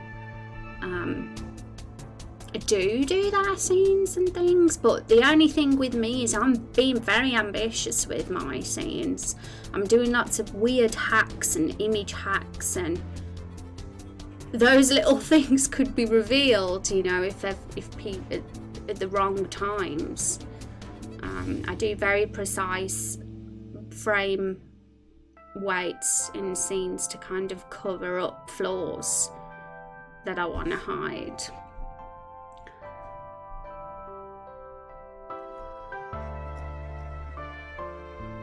To be compatible with multiple platforms, what am I up to? Oh, Jack, I'm just like making sure that I'm not going to come up with some real game breaking bug.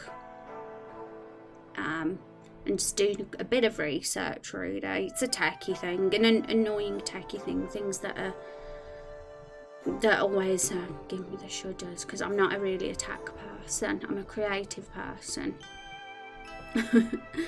So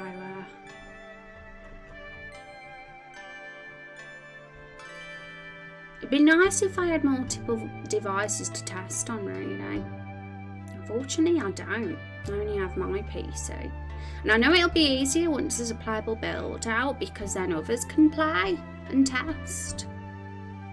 But I kind of want the game to already be a standard before I release the first playable build. I don't want to release the first playable build now.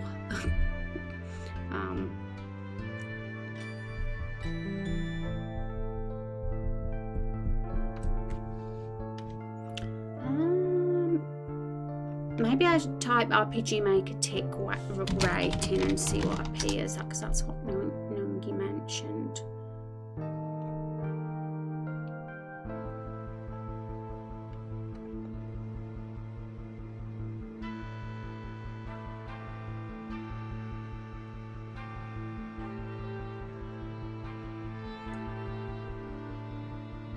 Yeah, I'm not going to spend forever researching this. I'm just like really wanting to have a quick check. Hopefully all my questions will be answered within a few minutes.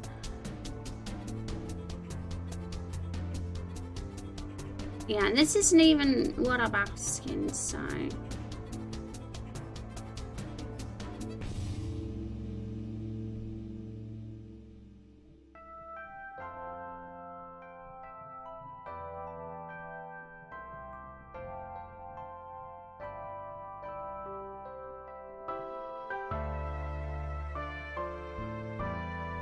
I'm not even sure what this is about.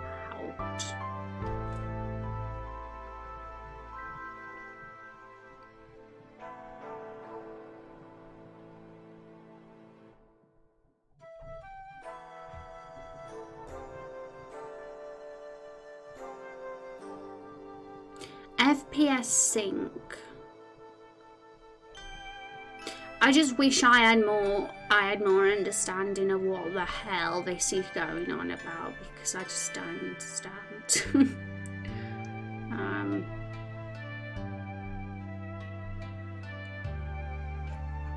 It might not even be relevant to what I'm looking at.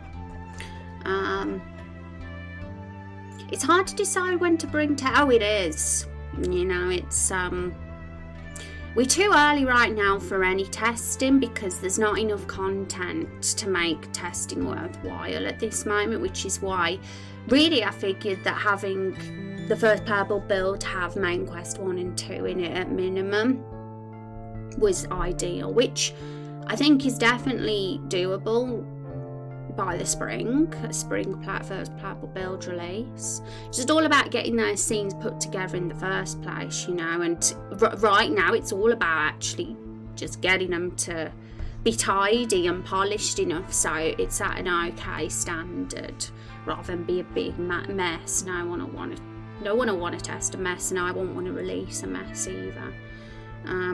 Don't worry too much about it until it becomes a glaring problem, to be honest. Yeah, it's because maybe it's best to not waste time worrying about something that might not even be an issue. I guess I'd just kind of really be like, oh crap, if I'd already have done main quest 1 and 2, all the 10 scenes, and then we release third party build and people are like, Rose, the scenes are all out of sync because our monitors are different to yours. That would be like, oh crap, what a waste of 2 months doing scene work. So that's all I'm worrying about at the moment, I guess. And thank you for the host, if someone hosted me. I did see out the corner of my eye a Meryl alert come up, which I believe does mean host or follow, but I think it means host because, you know. Thank you very much. I didn't catch who it was. I was thinking about testing, so let's say you start the game and you're 5 quests in and need to test quest 6. Are you able to set the character so you can go back, forth and test that specific quest? Yeah, that's definitely something I'm curious about too, because I want the testing process to be as ideally as smooth as possible and quick as possible, but you know, there might be times we have to go back and test it all again and that, but that's something I'm gonna sort of figure out as we go along through this process, because that's what this year is all about, going to be all about. It's going to be about testing the 6 main quests, and of course we're on main quest 1 and 2 right now. All the stories planned for main quest 1 and 2, all the dialogue's done.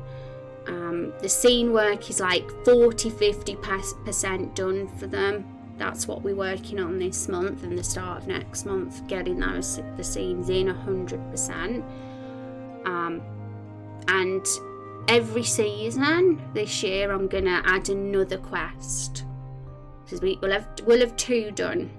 Hopefully in another several weeks we'll be able to say main quest 1 and 2 are done, which means that there's just main quest 3, 4, 5 and 6. So every few months, every quarter this year, we'll add a new main quest to what we've got, and I'll release a build along with that, and then by the end of the year we'll have all 6 main quests tested and hopefully working smoothly, which will allow us to add the extra features onto the game next year, once the main quest is all done and okay. So yeah, there's going to be definitely a learning process for me too, because I'll be sort of seeing what the testing flow and what works best and what's most effective, and I'm sure I'll come across a few hiccups myself, but we'll see. And you'd have to be able to set character data to do that. That's cool. Yeah, we'll soon say.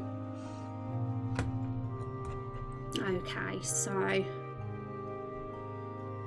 yeah, so I don't know if any of these plugins or what I'm reading here is relevant to me at the moment, because it might turn out that it's fine, basically because the game engine doesn't run at a fixed tick rate, and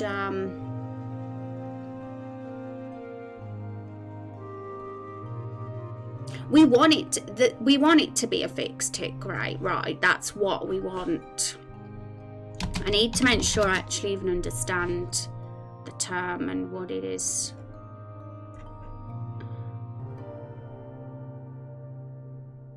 Because I might be going off something totally irrelevant here. I don't even know.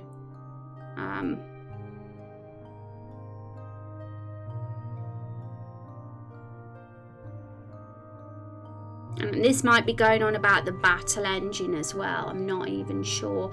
But what I could do, if I get a bit paranoid about this, is I could just post on forums at some point and ask. I think it's because I'd rather be in a situation where I'm prepared in advance and I'm not doing work that's gonna be completely scrapped and then have wasted weeks of development. I kind of want to avoid that as best as possible, because that would be really, really sad. Because this scene work is extremely time consuming to do. So if we was ever in a situation where everything was just out of sync and not working, that would be bad. Which, you know, what was said in chat about that is completely valid and makes complete sense, that people's CPU loads and that would be different, which is why I'm like, oh no, because I'm like, crap, that is a good point.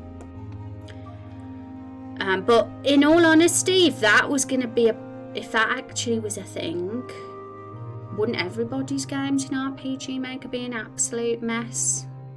Because everybody's scenes would be actually like, this is something everyone would have to face, not just me. But I'm probably just thinking too much into this. It might not even be anything that's a problem.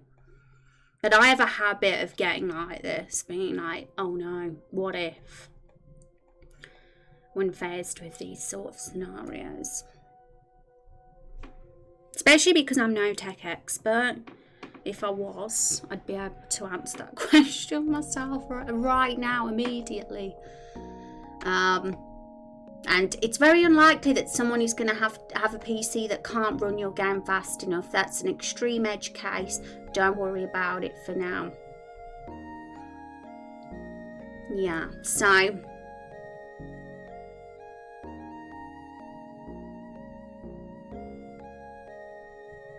I think even if it was a better thing and the time comes and it's like, I'm hoping there's like a simple tech solution or plugin to solve it anyway. So, we'll see. But we'll carry on as we are and we'll continue using frame weights to do timings. I looked all over the place for a plugin that connected the avatar to the choice box, and it did exist on VX8, RPG Maker VX8, if I Google it right now. RPG Maker MV face avatar with choices.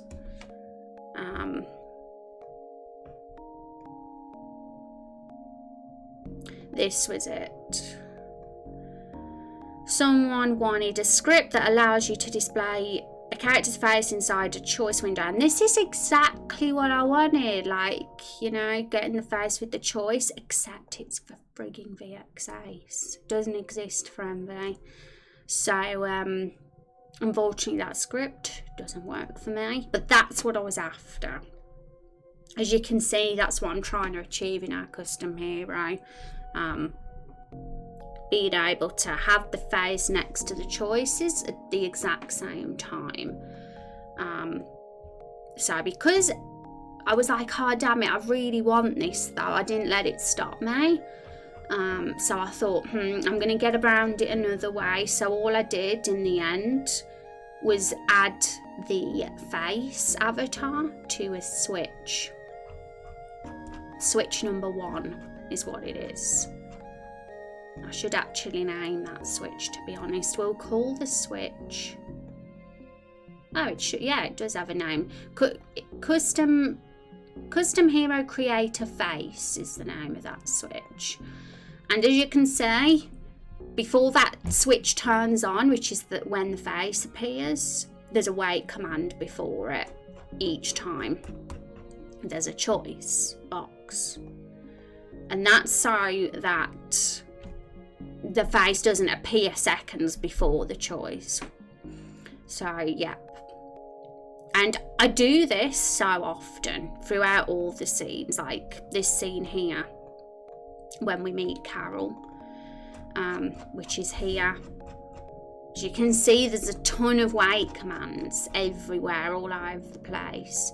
400 frames, 60 frames, 120 frames, 1 frame there, 90 frames, 45 frames, 5 frames. It's literally every single moment in a scene I have frame weights to just to simply make it work, because if there wasn't any wait frames in between, it would just be a scene that wasn't paced, and it'd all be a big mess. I couldn't even animate anything.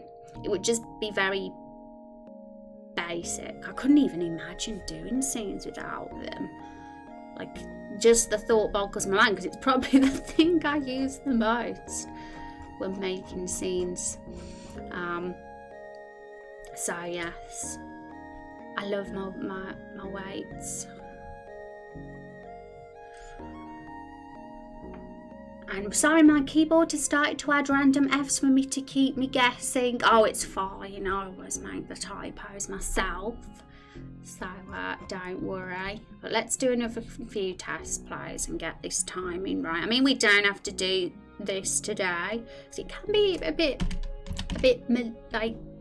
boring doing timings for wake commands. But I honestly feel that I like seeing something polished before moving on to the next bit.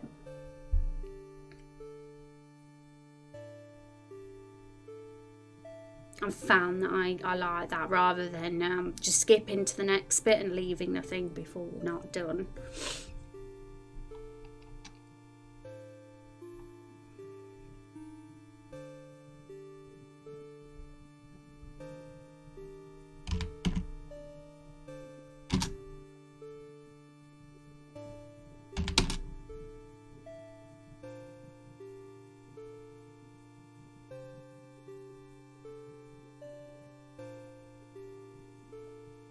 So, if your eyes are as good as mine, you'd have noticed, folks, that head popped up about 10 frames before the choices. Like, it was so close, but it did appear about 10 frames before those choices did. So, all I'm going to do to make that work... Yeah, it was on 240 before, actually. And I think 240 is what it was meant to be on. I don't know why I changed it. I probably got distracted and accidentally thought it didn't work. But that should fix it. And it should work on my end, on my PC. And I just hope that it worked the same on everyone else's machines as well. It's interesting when all these tech issues get sort of brought to light, because when I realise, I'm like, oh god, yeah, that makes complete sense. But every game engine does things differently, don't they? So maybe RPG Maker are fine and rely on wait commands, because from what I gather, a lot of people do use wait commands for scenes.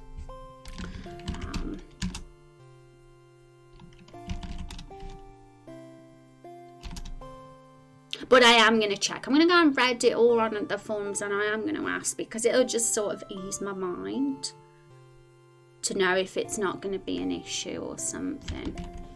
Also, I need to watch that again, because I missed it.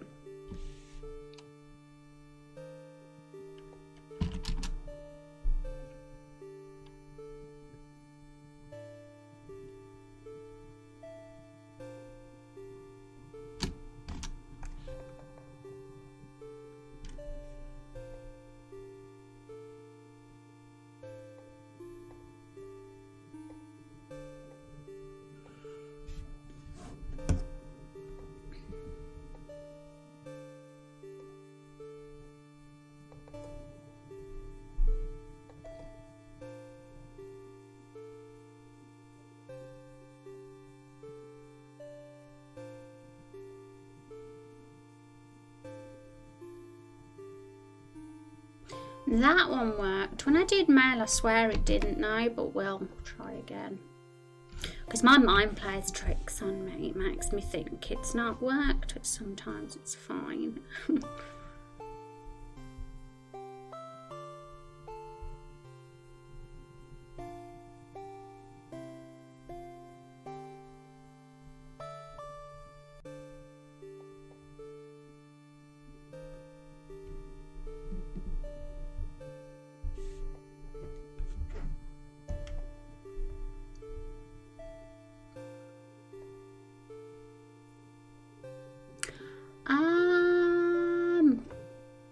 I have to pick masculine this time though.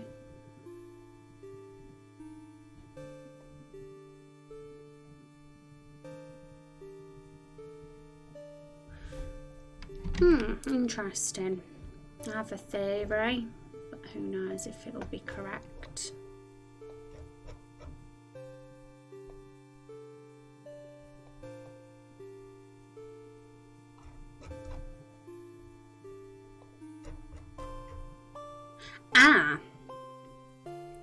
Yeah, so I know why it's appeared later for male. It's because there's, stupidly enough, 2 gaps at the end of that text box that shouldn't be there. Because this timing is all based on the length of the text box that comes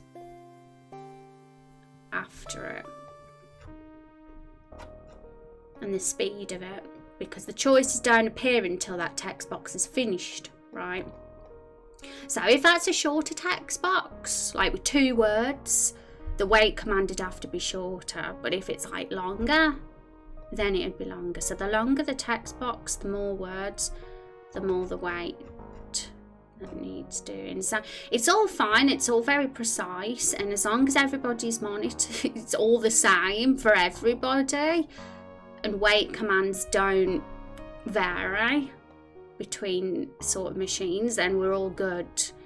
And I'd be very happy doing it this way to do my little hacks and timings.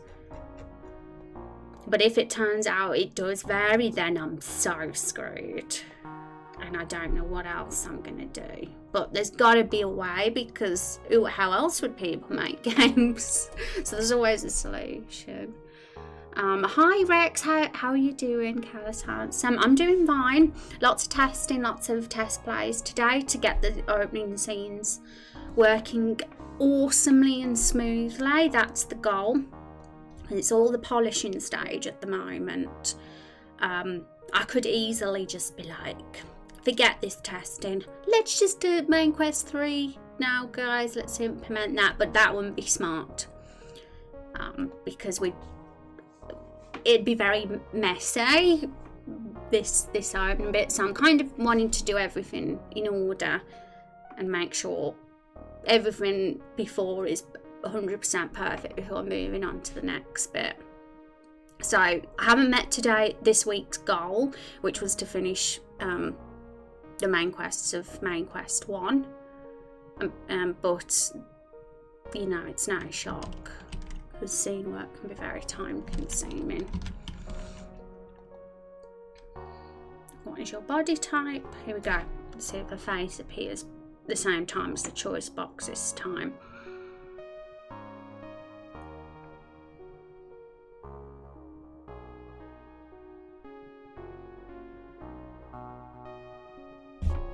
Jesus Christ.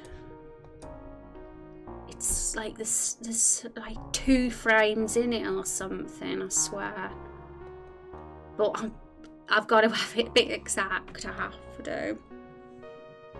That's why I'd cry if people's CPUs made the wait commands different. I'd cry.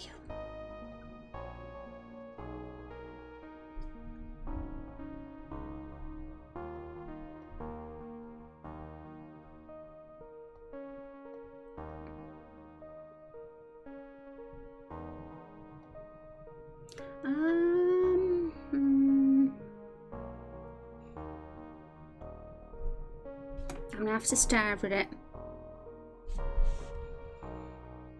No, it appears like 5 frames at before or something like that. But I swear the lady, the female version, the feminine version, appears at the exact time. Funnily enough, I got all this timing perfect originally, but we changed the text in the custom hero creator, didn't we, in the text boxes at the start of today's stream, which messed up all the timing completely because we added longer text boxes.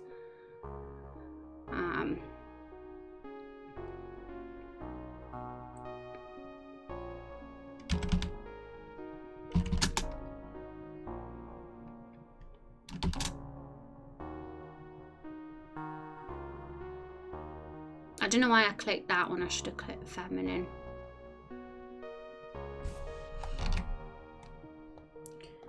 Because if the feminine one is 5 frames out as well, then we're good. We just need to make a slight adjustment. But if the feminine one is perfect, then I'm questioning why. Because really, the same weight command is there with the 2. And I did get rid of those extra spaces, so they should both be the same now. Wow, I am rambling.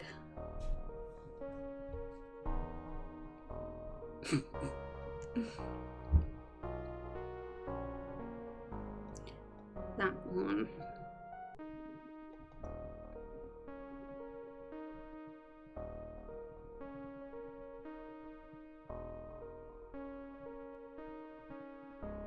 Okay, so I feel a bit better because that's the same. I can see it is about 5 frames late.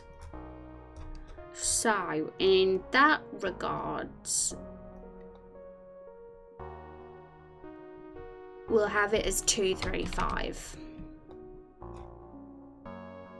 I think it says 5 frames late, didn't we?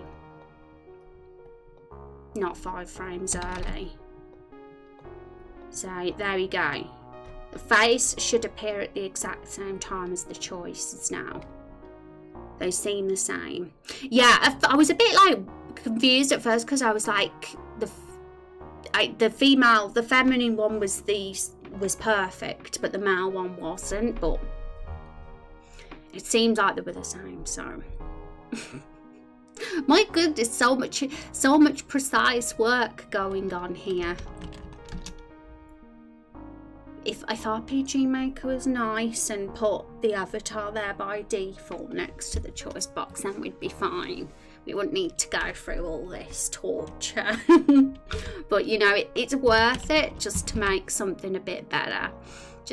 It's worth going through a bit of hard work to get something just right. That's how I feel. Because this custom hero wouldn't be as awesome if the avatar wasn't there. No way would it be. The avatar's everything.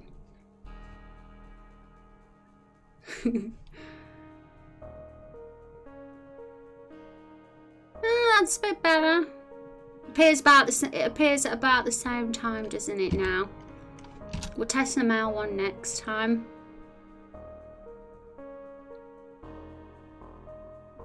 Yeah, so that's I'd say about 60 frames too late for the shiny bold spot one, the yes and no choice. Let's try that then. We'll just edit that one next because we've got a few of these to do. So the complexion one's done. Okay, so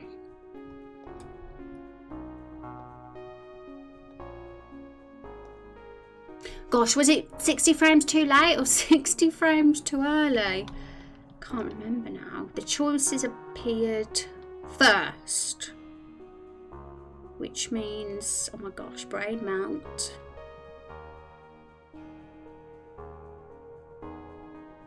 Yeah, so we need to take 60 frames away in that regard. So it should be that.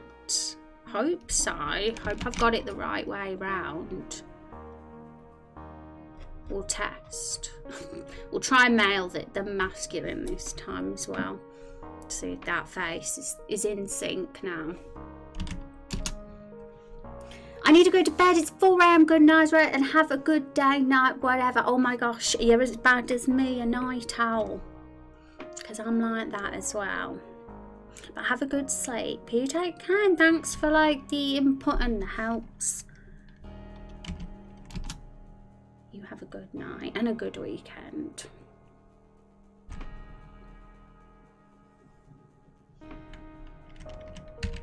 Male.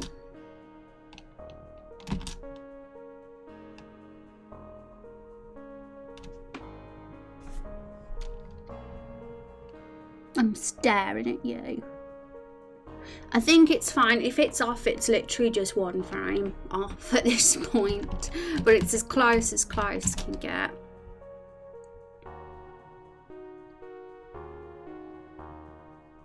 Okay, now that appeared way too early. Well, probably 30 frames too early maybe, so let's fix that.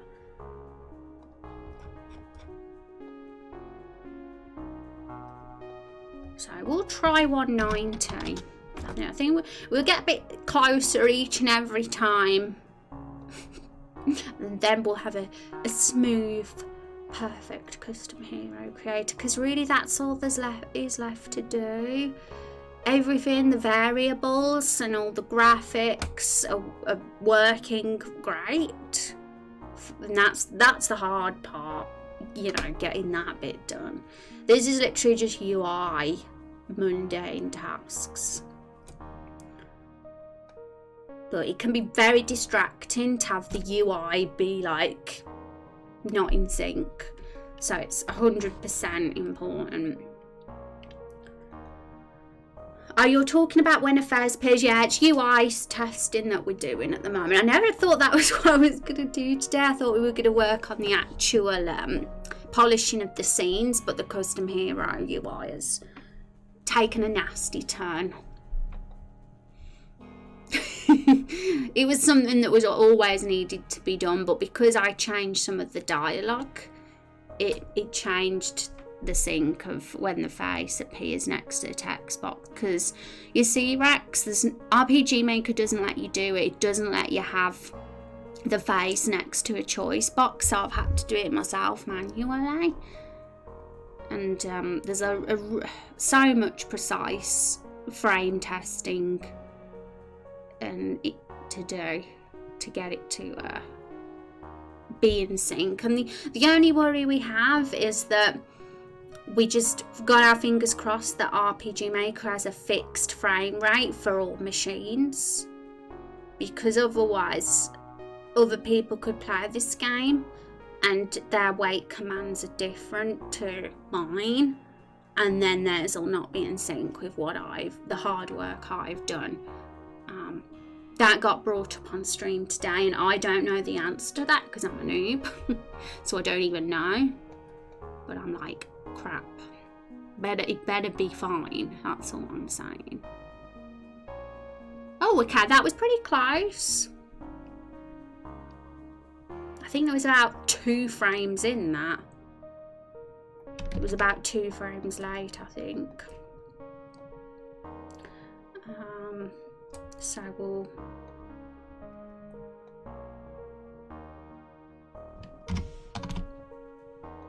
try 188 because I don't want to be a frame out. I want them to be there at the exact same time. Because it's distracting otherwise. Hi Auntie Cake, how are you doing? Oh my goodness, I didn't see you come in. How dare I? I can help you test it sometime. You just have to send me the game file and I can see if it stays the same. That'd be really cool. I think that'd be handy. I mean, when I do release the first playable build, there will be people that test the game anyway. Whoever wants to test it can, you know, and that will be a relief to have people testing as the game as we build this quest by quest. But I don't want to do that yet. I don't want to release it publicly yet. I wouldn't mind sending it to you, Rex, but like the actual public release, nowhere close to a first playable build. I want at least main quest 1 and 2 done. But you know, I could have always released it. I can't speak. I could have always released a playable build of the custom hero creator. I could have always done that. You know, in fact, I could do that. It just might take a bit of time to do that. I'm not sure. But that's always something to do. If I could always release this custom hero creator publicly for folks at some point before we release the version 0.1 pre-alpha.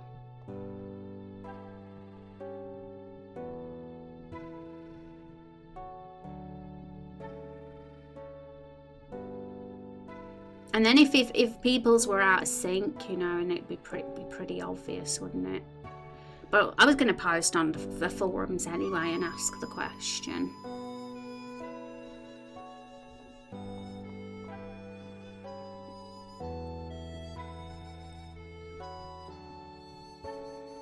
Wow, that was perfect. Did you see that? The head and the two choice boxes came up at the exact same time.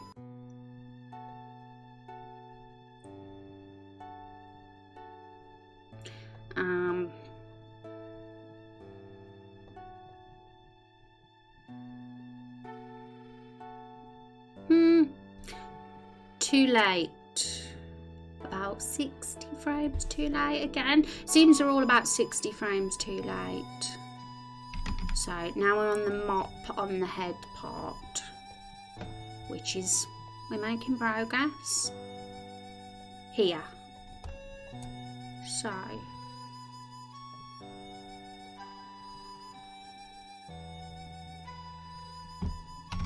120 frames. See that?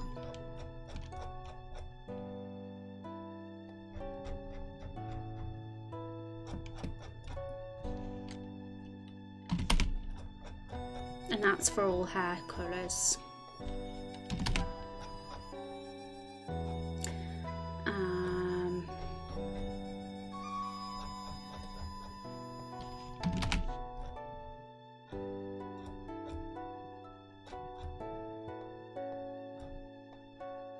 And if once we got that bit done, we're on to the beard, and then it's class. So there's only 2 more faces to test after those. My goodness.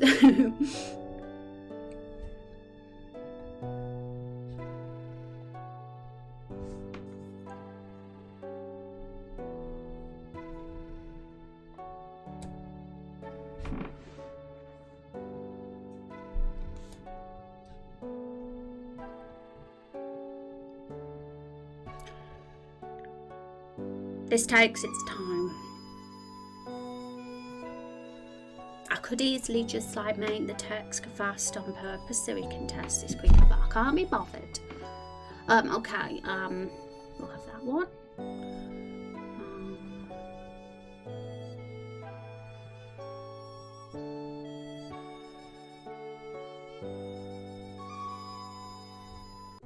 Yeah, that's really close now.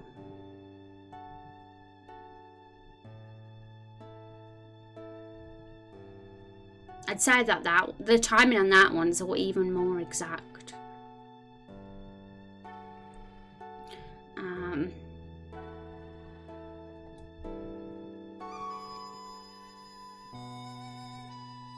About 5 frames late.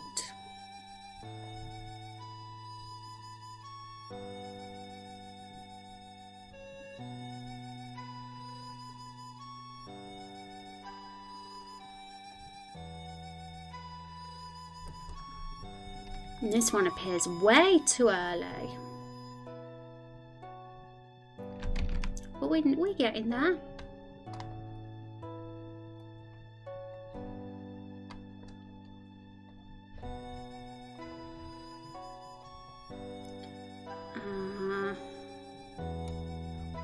Okay.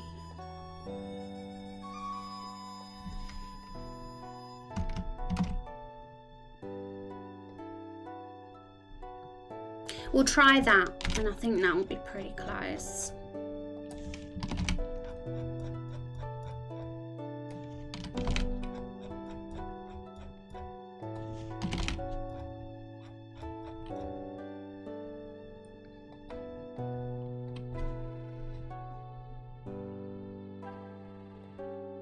I was up till 6 AM last night.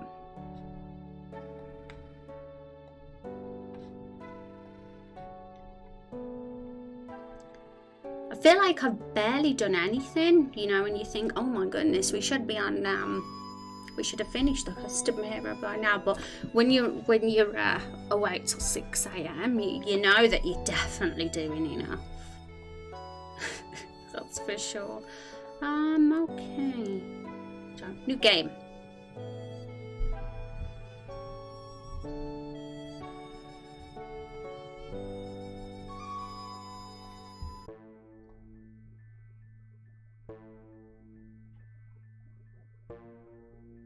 I wonder how our poll's getting on. I haven't checked. I've been distracted by this. I don't know what names went in the poll in our Discord.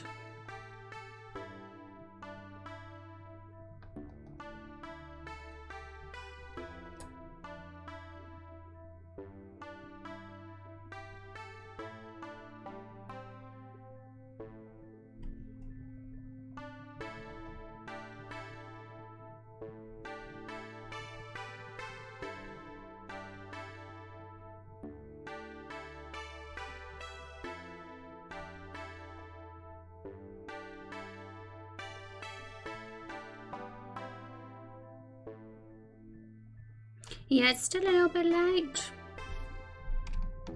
This sort of jump though, it's something that could literally take hours to just get 100% right. Hi Timmy, how are you doing? It's so good to see you. How have you been? So we could easily be here for the rest. In fact, I'm pretty certain we could easily be here for the rest of the stream. And if I was doing a 10-hour stream, we could be here and doing it still then.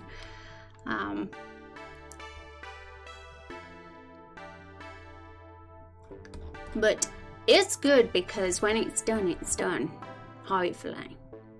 Unless a bug decides to creep up on us after. Still sleepy, I streamed for 6 hours last night. How about you? Oh, did you? Were you doing some game dev? Tell us what you were streaming. I'm super curious.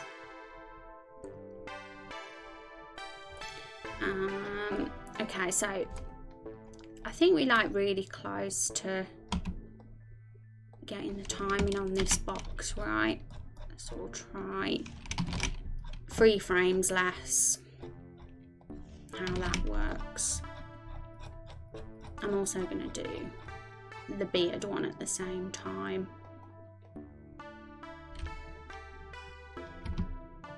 One frame. Try that. Yes, folks, for anyone coming in, we are doing UI testing for our custom hero creator.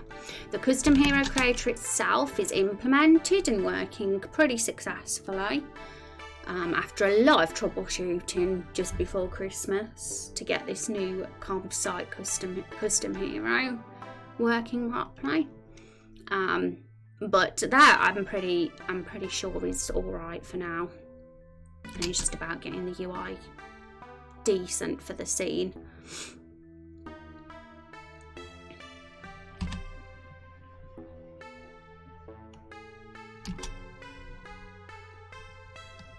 Did some level editing for 5 hours and played a game for the last hour. Oh, cool. What game did you play? But I hope it was productive and all went well. Sometimes with game dev, you know, sometimes you can feel like the hours go by and you haven't done much. That's how I feel. But then when you think about it, you've done loads. It's easy to be harsh on yourself.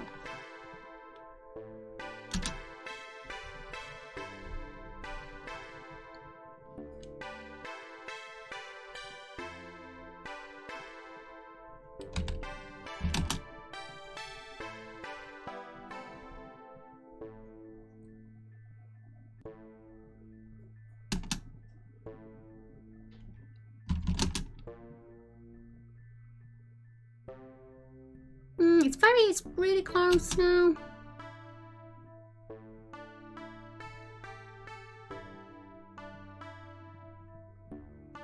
Oh, the beard one's way too early. Like 200 frames too early or longer.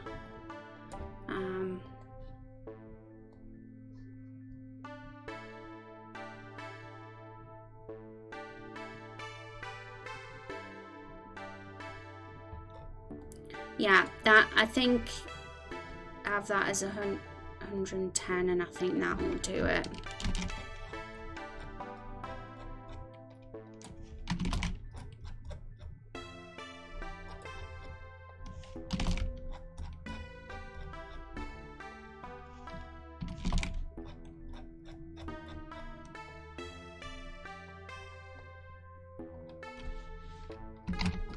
We'll have 240 frames and that's 4 seconds. Might be way too much, but we'll see.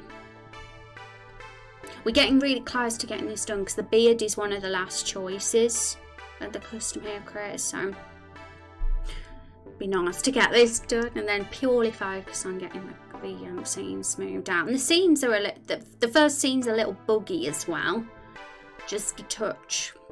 But it's so much better than how that original scene was, so I'm really excited about it. Played Skies of Arcadia on emulator. It's my favourite game and also the biggest influence. Oh, cool. Yeah, I've heard of that one. That's an RPG, isn't it? A JRPG? Maybe I'm wrong, but there's a game out there that has a title that's similar to that, and it's definitely a JRPG.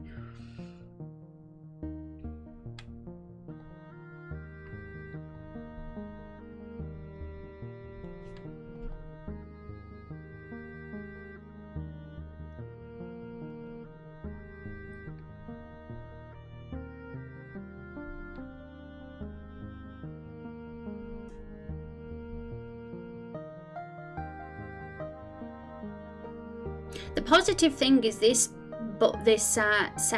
choice box here, this yes and no one, has come up exact every time.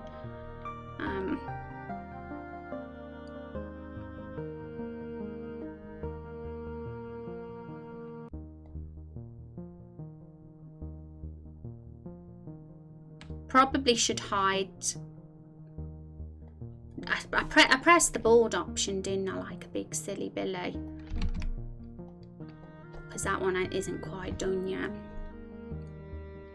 JRPG on Dreamcast originally and then ported to GameCube. Yeah, that's why I missed out on it, sad, because I didn't have either of those consoles growing up.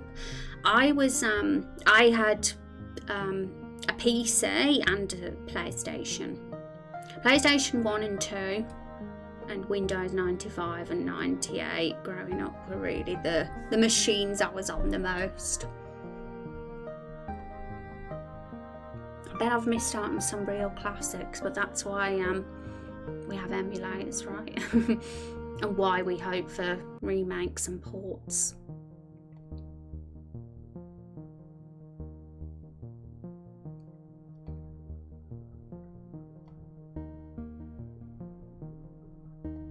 I'm hungry. I've got some chocolate over there. I could have some.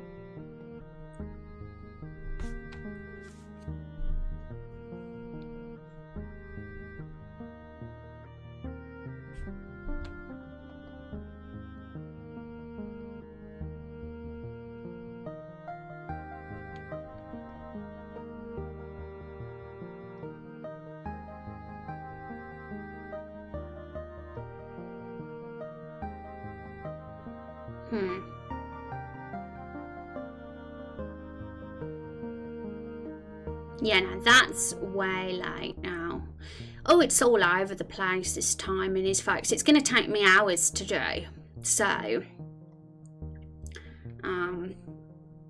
I'm starting to think this is totally something for doing off stream.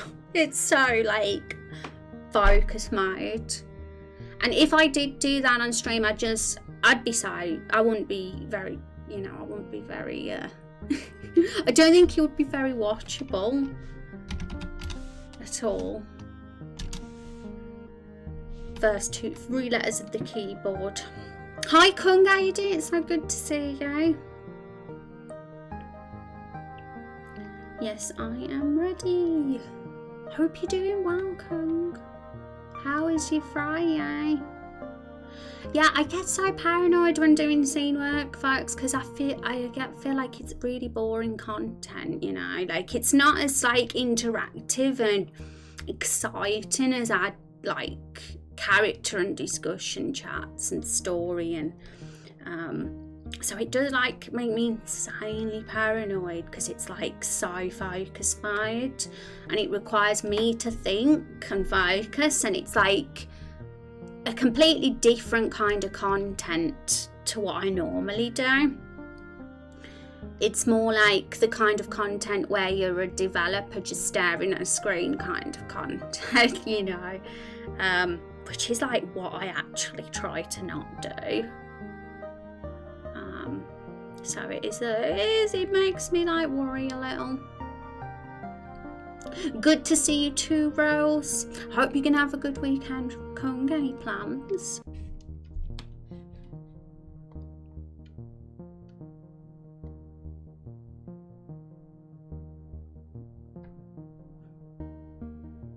I must have picked warrior for this character because they haven't got the bow and arrow on their back.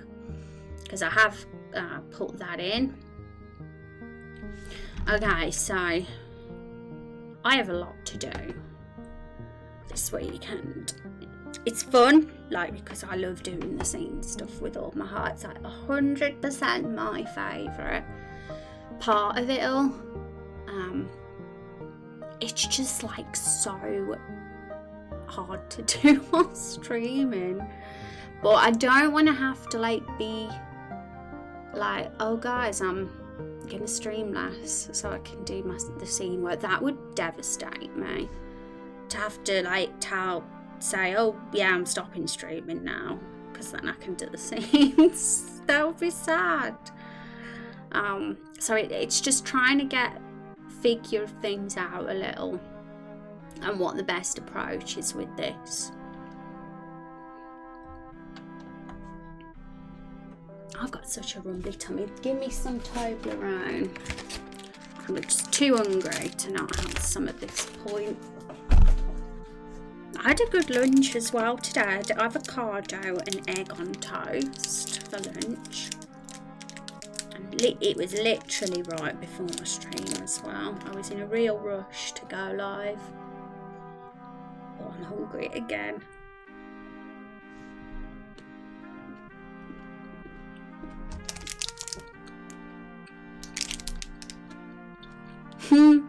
Drawn.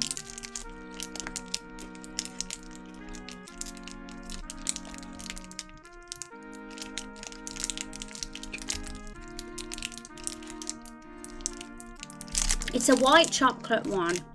Who here likes white chocolate? I don't know enough for white chocolate lovers, I have to say. Don't know enough. Very underrated.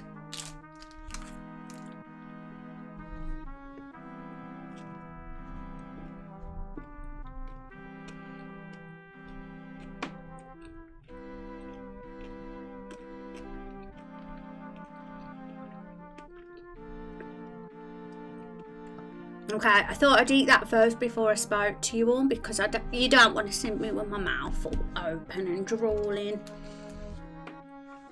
with all like spit all coming down. You don't like regular chocolate, but you like white? Oh really? So you don't have milk chocolate then, Timmy, but you love white? And you do, Kong. That's awesome, because I feel like nobody likes white chocolate, so hearing that some that you guys do is nice, because it's underrated. I love it. It gets a lot of slack. My hubby always says it's not real chocolate. I know, I hear that all the time as well, and I think it's real. I think it's super real. How dare. See, I like all chocolate. In fact, if I was going to say the chocolate I least liked, it would be dark chocolate. But even dark chocolate with some is great. Like After Eights, mints, dark chocolate is fantastic. But I don't tend to like blocks of dark chocolate. I prefer dark chocolate when it's like more thin, like I say, mint. Yeah, like Timmy says, oh yeah, white chocolate with mint. Wow, I've not tried white chocolate and mint. I've tried the dark chocolate with mint, but not white. I want some chocolate. I don't like white chocolate. Well, I mean, I'll eat it because I have a sweet tooth, but I prefer other chocolates. So when you say you don't like white, it doesn't mean you don't, because you'd still eat it. To me, not liking something is when you'd never in a million years put it in your mouth.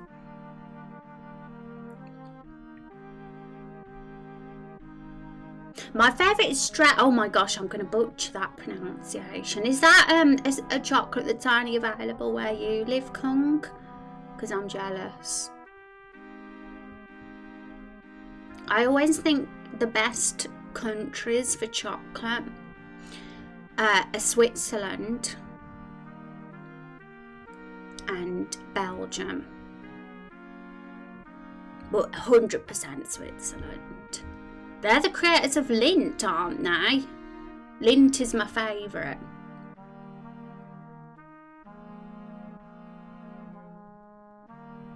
I'll eat it. It's just my least favourite chocolate type.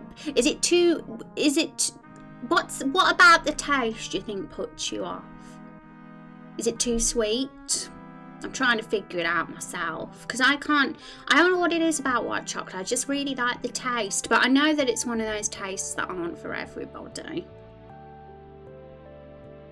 I tried to like darker milk chocolate, but I still don't like it. I adore milk chocolate with all my heart. But I definitely have preferences to certain brands. So some brands aren't as nice at all, but other brands like Lindt, like godly. It's Italian. Lindt it has balls. Yeah, I love the balls. The Lindt balls, they're my favourite. I got a massive box of them for Christmas. And I don't know, I haven't had it in a really long time. It's possible that my taste buds have changed, and your hubby says it's too sweet. Yeah, I like it. Alright, so question is, what are we gonna do? Because we have like so much bits and bobs editing to do. Bug fixing, should I say, and messing, which I'm pretty confident I can get done out. Like, it's Friday now, I don't stream until Monday. I've got 2.5 days to get plenty of stuff done. But we'll see how the next couple of weeks go in regards to streams, and how things are. I'll have a feel for them, and I'll use this as a test to see how things go, because I've always been of the opinion that doing development on stream, like proper development where all I do is stare at a screen and test, it hasn't been good for the streams, mainly because it really is different to what I normally am, which is super interactive and super talkative and super all of those things. But unfortunately doing game testing and that makes me quiet and makes the streams very different in vibe. I don't know, maybe it's just me who thinks that, but I definitely feel so. But we'll see, because I haven't given scene making enough a try on stream at all. Like, out of the 200 or so streams we've had of this project, 10 of them, maybe even less than that, have been scene streams. Well, maybe a bit more, I'm not sure, but I know that we haven't done it very often. But when I do it, I never get much work done at all, because it's a focus thing to do, which I'm bad at on stream. I could always train myself to be the sort of streamer that just does work, but I don't think I've got it in me. I don't think I have, because I just like chatting, I like interacting. Or I could learn to be a better multitasker. What should I do? What should I do, chat?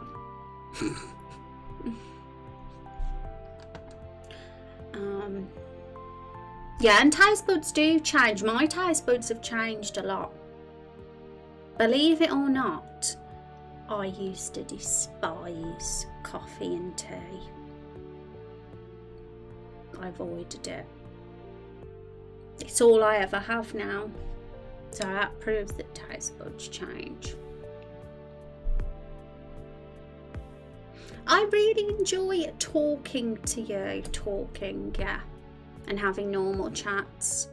See, my perfect streams are working on the game and having chats about random things in between. Like now, like chocolate talks, right? But sometimes it's really difficult to have chats and do work. And that's why I really light-hearted discussion streams, like our character streams and world building streams and things like that, and even game design streams where we just chat about game design and plan things. Because it's very easy to just go from talking about that to talking about something else. But what I find a real challenge, and always have done since doing this project, is doing the actual work while streaming. I'd love to know how people do it, like Vagabond Dog or other people. How the hell do you stream and work? That's my question. Because for me, I can only do. I mean, Timmy, you do game dev and stream, right? How do you do it? I'm curious if you're still here. That is.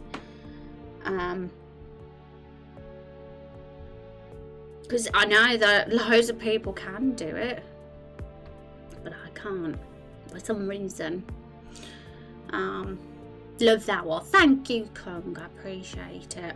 I mean, I'm not even doing anything right now because I know what, for example, all this stuff we've done today is UI testing, to get the face to appear at the same time as the choice box. We've been here streaming like nearly 3 hours now, right? And that's all we've done virtually. I can tell you now, if what I've just done, this 3 hours of stream, what I've done in this 3 hours of stream, I could have done in 10-15 minutes off stream. Because it's easier to do it off stream. That's what it comes down to. And yes, I just type responses while I'm level editing, but I don't get many viewers, so it's easier. It's I mean, my viewership isn't like amazing. It never has been. I mean, I'm very grateful for my community and stuff like that from what I do have. But it's not like I'm partner level or anything to that degree. If I ever was, holy crap, I don't even know what I'd do, because I could not work and talk to chat at the same time. That is just how it is. But one thing I have noticed is when I do have chatty streams, like character building streams and all that sort of thing, streams are ridiculously interactive and really, really busy. And super fun, like give me so much energy. But when we have streams like this, it's a different vibe. It's quieter, which is fine, because sometimes, let's be honest, we need the quiet streams so we can actually do the work, otherwise we'd never get it done. But it just makes me think, is it good for the channel? Is it good? Because I want my stream to be awesome. Every creator cares about that and doing what's best for their channel as well as themselves and their content as well. I only get like 3 viewers, so usually there's not much chat. LOL. Yeah. I mean, I think like if I was in that situation, it might be easier, because then I could definitely 100% really focus on what I'm doing. And I think naturally, as your community evolves, you have to evolve with it, with how you approach your content, I suppose. I'm curious how you'd handle it, Timmy, if you was in a situation where you did have, say, if your community grew, what would you do then? How would you deal with your development? It's always been a little bit a trouble for me. You see, it's always been something I've been trying to master on stream. It's just hard to do work while streaming. But the project itself is fantastic for stream, because it's a very community involved RPG, and that's why I love the world building and character streams and story streams, because I feel like that's where it excels. Because we've had so many cool ideas from the community. The project and game would not even be 5-10% of what it was if it wasn't for streaming all this on Twitch. But when it's the fact is, sometimes we have to do the actual work. We can't always do the character stuff, and it's always been like such a different kind of stream every time I've done it. And it's like, to me, you have like the ideal amount of views. It's enough to be social but not overbearing, Kung says. And I think I would have to start using my microphone and then respond every 2 minutes. Yeah, Timmy, it'd be like, so it's super distracting though, isn't it? Like when you think about it, imagine having to pause your work to talk to chat. And I just want you to know, guys, I love the chat. Like, I wouldn't change it for the world. Give me the stream I've got any day over not having a chat or a stream. I'm so grateful, and I don't want the chat to stop. But damn, I just wish I was a multitasker, right? That could work and talk at the same time. So I'm just trying to think how to deal with it, because I don't want I want to be able to do the work on stream. That would be great, because there's so much to do, so much scene stuff to do in this game. So naturally, I'm definitely going to be able to master doing this sort of work on stream as I chat. But I have to level up part. I'm going to have to really, really master my streaming skills, I think, and my game dev skills.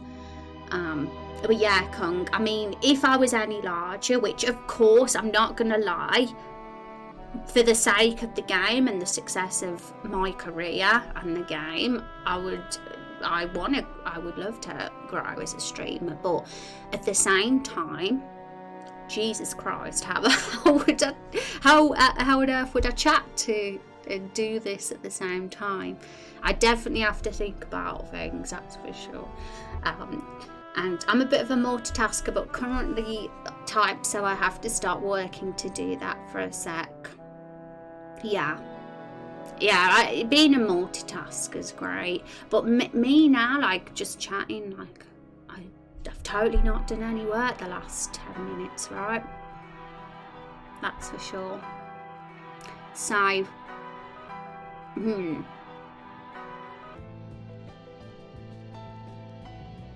yeah, I'm gonna have a think back. Like, in the past, I've very much contemplated having my streams only be discussion focused. I've contemplated literally having as little game development on stream as possible and turning it into more of a discussion about the game. I sort of stream, which is what it is 90% of the time. In all honesty, that's what we have people come in chat being like, oh Rose, you're going to do some actual game dev next week, because a lot of people here haven't actually seen me do it much at all, because it's such a little part of what I show on stream, and I do that's on purpose, because I can't stream it today game dev. It's on purpose. So I'm contemplating really going in that direction where we don't really do game dev on stream, but I'd still want to show it. Like, I still want it to be a part of the streams, but anything when it's very heavy code or heavy troubleshooting and testing is just something so much better for off stream time. Doing when it's all going smoothly and I've already got all the scenes there to show you and it's all going great, that's a wonderful thing to show on stream. But usually it's not like that, is it? At least not at the start, because we've got to go through all the polishing.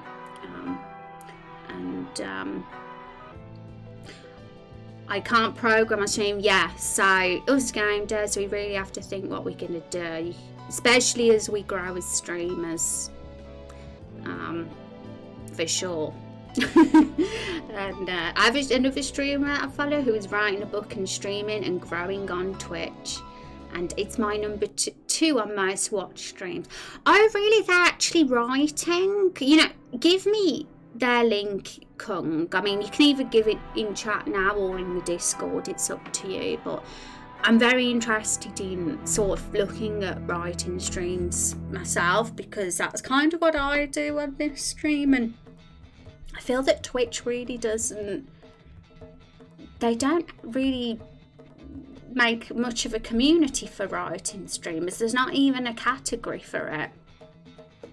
So it's always really nice to know that people are out there doing that, because it can be hard to find them mixed in with everything else on Twitch. I really wish Twitch had an actual category that was creative, because on its homepage all it has is gaming, in real life, music and esports, right? I think those are the four. Correct me if I'm wrong. And that sucks. That's terrible categories. I mean, music for a start should be within creative, and creative right now, all the art, craft makers and crafters, science and technology, all those creative categories are in real life. This isn't in real life. This is a fictional damn world. Sort it out at Twitch. People who want to watch in real live streams would not. This isn't the target audience for in real life streamers, because we are not in real life. We're as geeky and escapism as they come in this channel. Well, I have anyway. And I've tried, but when programming, I'm usually looking up stuff and don't want viewers to get bored. Yeah, and that's another thing, Timmy, because I get that all the time. I'm like, oh my god, I'm just doing boring stuff in this stream. Everyone's going to get bored and leave. That's another thing as well. Whereas I don't get that worry or that paranoia when I do my character and world building streams, because everybody and myself are clearly having so much fun, and it's all very interactive and chatty and loads of fun. But it's like I say, it's a different vibe when doing actual coding streams. Everything just quietens down. Usually we just get 1 or 2 people, or even 0 people in chat while I have these kind of streams, whereas it's way more interactive when having my other kind of streams. His name is Josh Smith. Oh, cool. I'll have a look. And I wish there was a game development category. Yeah, like, one thing, I mean, maybe I'm just overthinking this, but as great as science and technology is, and how many cool people that fouled me from it, I think it's getting worse over time. Like, I'm noticing it's over-cluttered and oversaturated with things that aren't even science and technology. There's a chicken stream in science and technology, for example, and there's tons of streams like that. There's loads of random stuff fit like higher up, like above me in the science and technology category. It's not doing really good for my visibility at all. I have not had like any new people in stream the last several weeks. Like, maybe there has been a couple, but it feels like there hasn't been, you know, and that's a worry too.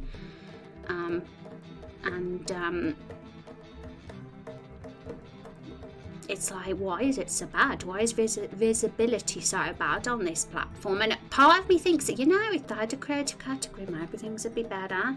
But maybe it'd be bad whatever, even with the new categories. Maybe there's a deeper problem. But all I know is that there are a lot of streams. It's not specific enough, science and technology isn't, right? There's all these other streams. So I agree with Timmy that a game development category would be absolutely wonderful, because then we're all together then. There's not chicken streams chickens at farms in between us. As cute and adorable as that is, you know, it's not related to what this stream is at all. And science and technology has probably transitioned into new creative category. Yeah, but is it even chickens on a farm? Is that creative? To me, that's in real life. There's like random pandemic like news channels in science and technology that look like bots to me, that have like 200 viewers watching them or more. And those are the things that are like super high up. And I've had, when I raid streamers, you know, friends I haven't spoken to in a while, and they're giving me a shout out and see that I'm doing science technology, that they're like, whoa, what have you been doing? And I'm like, nobody realises that I'm making the game because it's just so broad, the name of it. But it's the only thing that fits for what I'm doing. That's the thing. There's no other category that's better than this one. For Twitch have given us, you say. There's the RPG Maker category, but I wouldn't stream under that because that would be even less visibility. Science and technology does get considerable amounts of visibility. The problem is it's too general and I get buried. Indie dev is so slow right now. A lot of other devs I know have seen such a slump on all social media the last few months too. Yeah, and I'm on a social media hiatus because it doesn't make me productive like, you know, social media doesn't, and I find my mood goes down, so I'm actually on a hiatus from it. And I've said I'll be posting on social medias, but only when there's a worthy announcement or a worthy update. So for things like Screenshot Saturdays, when there's content, Steam page announcements, playable build announcements, any like sort of things like that, I will be posting on Twitter and all that sort of thing. But other than that, I'm kind of reducing my time on there. But I'm kind of, you know, the point we are in the project, we're very early days. We haven't even got our first playable build out yet, so there's still a lot of promise over time as this project goes on. We're still very unknown at the moment, but that can change over time. We're still like so it might seem like a lot, 200 plus streams, but it really isn't. The scope of this project will be well into the thousands of streams when this comes to an end. We'll have had thousands because it's a huge RPG. So when you think of it like that, 200 is so small in the long run. We're a baby at the moment. We're an absolute baby, and there's so much to learn and so much to so much to evolve in this project, because this isn't something I'm putting a time on, and it's not a race. It's a lifetime wish of mine to make an RPG, so it's like something that I see as a career that's going to go on forever and ever for me. You know, and we'll see. And well, the creative category was just all up for anything that wasn't a game and wasn't in real life. Science and technology is that now. Yeah, I see your point, you know. I guess I can't really remember what was in creative back when it existed because it was so long ago now, but I could imagine that it's true that you get random streams going in it just because it's so broad. I do feel like it would help if creative was back, but I think that they do need other categories too, like game development as well, and a few more specific categories. I feel like instead of gaming in real life, music and esports being the 4 things advertised on the front page, it should be gaming in real life and creative and esports. Well, to be honest, they can get rid of esports for me because I don't give a toss about that, but of course some people do, so I might as well keep it there for them. But the creative needs to be there as an actual mate at one of the 4, right? But then when you click creative, there should be all these subcategories, and game development should be one of those subcategories in creative. Science and technology should not be a subcategory of in real life. That is not what the vision and the heart of this stream. And nobody would ever nobody looking for this kind of stream would click on in real life and science and technology to find me. That's kind of how I see it. And to be honest, this duck stream is probably more fitting of science and tech than game dev, because it's using an invention to let subs and donating bits of shop food for the ducks. There just needs to be a game dev category. Right, yeah, I suppose when you think of it that way, it actually is sort of techy. if it involves a new invention, because that's what science and tech is, isn't it? Really, inventions. And yeah, there's a ton of game devs in science and tech. If you look through, it's clearly a popular choice for game devs to do science and tech, which is ultimately what I chose to do it as well. Select this as a category, and I thought it was so, honestly, 2019 and the first part of last year, I'd say it was wonderful, my experience. I think the community was, it was doing really well. We was meeting new people on a daily basis, multiple new people on a daily basis. I'd have 5 or 6 people joining the Discord every single stream. It was crazy. But then it just stopped. Something happened. And I don't know what it was. It just... And it's not just me, this is something that's all round with Twitch, with a lot of people and a lot of creators are experiencing these issues. This particular stream, the chicken one, I'm not sure, but they're probably watching chickens. That's in real life and should be there. I generally think they should be a game dev. Yeah, and it's like, come on, support the indies, Twitch. What are they doing? Why aren't they supporting game dev? Like, that is such an important thing to encourage indie developers and help them, right? I mean, I'll give you an example.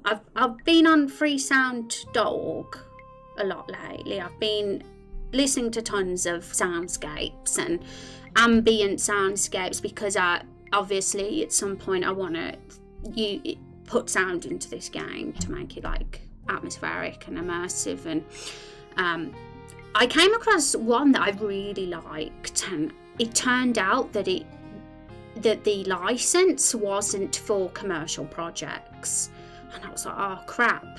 And he did say in his about me page, contact me if you wish to discuss a license, and I thought this is going to be really expensive, but I emailed them anyway and told them about the project and was like, you know, if it I'm okay if it's a reasonable amount. And they basically just responded saying, I support indie devs, you know, you don't have to give anything to me because I want to support indie devs. And you know, that Twitch should be doing the same. That email made me really happy because it just shows people care about creativity and aren't trying to rip us creatives off. Is it due to the pandemic in some way? Maybe. I mean, ever since 2020 and the pandemic, there has been like more people streaming, I think. And I have noticed even in science and technology, there's these random pandemic categories. I shouldn't really blame it on that because it might not even be what the problem is at all. But I'll be honest, when I first started Raindrop Chronicles, I was always either on the first or second row of science and technology. When someone would click science and technology, I'd be either on the first or second row. Now I'm probably on the 20th row, so nobody's ever going to find this stream like they did when I used to be on the first and second row. And that's not because I had hundreds of viewers in my stream, because I didn't, but there just wasn't as many streaming in science and technology back then, so it meant there was less competition, so I was higher up. So yeah. So yeah, and it's the slump. I think it's not even just Twitch. I've seen it on Twitter and Reddit and everywhere. Yeah, and like as I says, it's definitely something I'm seeing affect people all around. I know how it's affecting me, and I'm sure it's affecting other people in a similar way. But maybe, you know, it's interesting, that's for sure. But the main thing is I ultimately don't stream to like get a bazillion viewers or anything like that, because I'm convinced I'd still be doing this project and making a game, an RPG, even if I'd never streamed before, and even if there was no such thing as Twitch, I'd still, or even if there was no such thing as streaming, I'd still be doing this because I just have a ton of fun, mate, doing something like this. I used to do RPG Maker when I was 12 years old. Like, you know, I would come back from school being desperate to get on RPG Maker, and I'd spend all my weekends on RPG Maker instead of doing other things that kids thought was fun to do. So yeah, this is something that's my life no matter what. But of course, when you're creating a project, you do want people to know about it. It's very important for creators to have people see their work. That really helps a lot, especially if you want it to be a sort of career for you. But even still, no matter what, I'm still gonna like absolutely enjoy doing this. That would never change, because nothing else would give me as much fun, right? And it should be a random streams, and ordering them by viewer count should be a filter option. Yeah, and I remember Twitch used to have a recommended section, and that seemed quite good at some point or another, I found. But I don't know anymore. I think Twitch is going downhill, everybody. I hate to say it, but I wouldn't be surprised if this website was gone in another couple of years. That's very, very sceptical to say. It might not even come true. I'm not saying it will. I'm just saying I wouldn't be surprised if it went in the same direction as Mixer. And that'd be, yeah.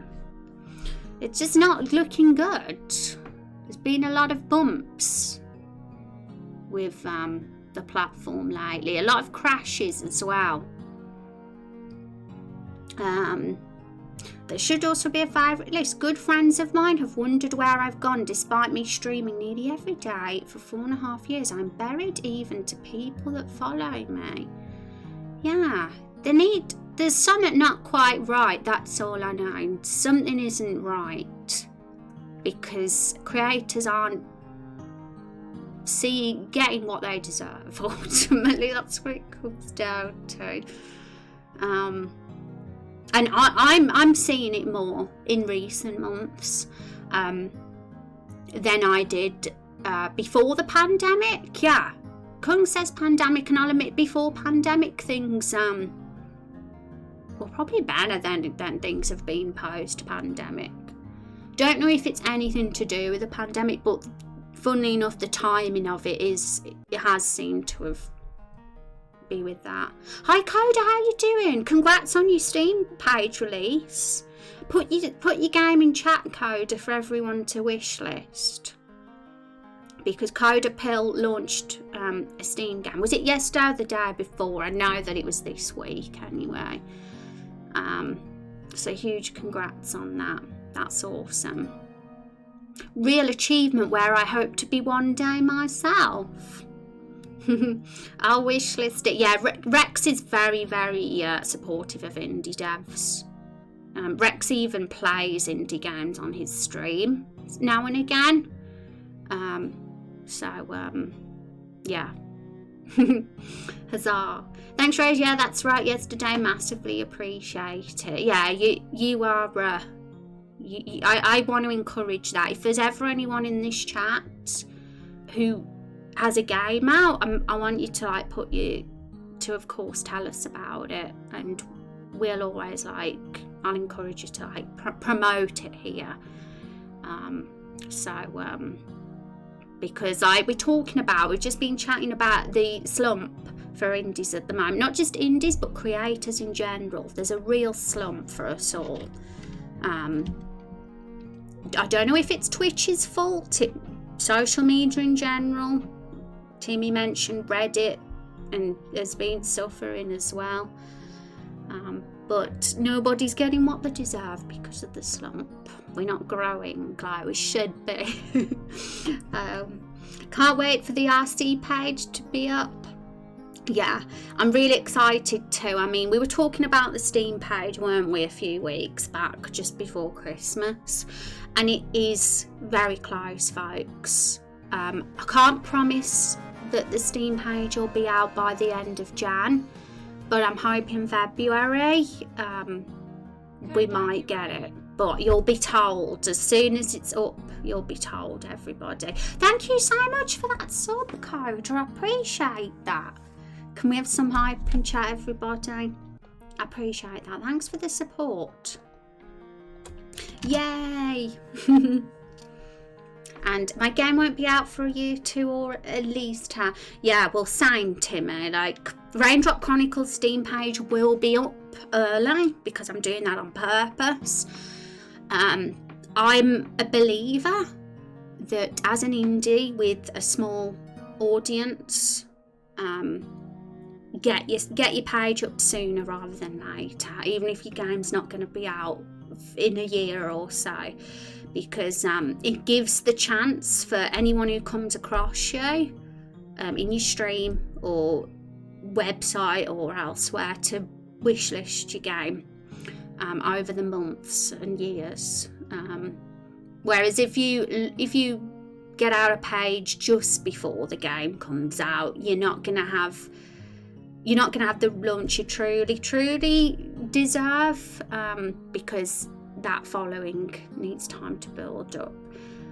For me anyway, I'd feel like it'll benefit to get it up early. Some people already have quite a decent sized following, so they can launch it and then get everyone running to their game on that day. But you know, when you're in my position, you have to kind of be smart about it if you can.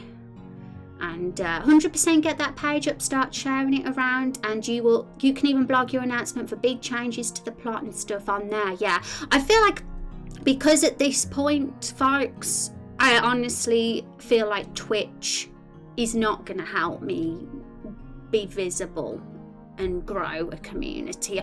I'm going to have to rely on my game actually being out there and being announced and being talked about. That's the only way, I think, for me, for people to find out about Raindrop Chronicles. I'm probably going to make a press list at some point, probably when we're closer to a playable build, maybe. Or maybe I should do a press list for the Steam page announcement.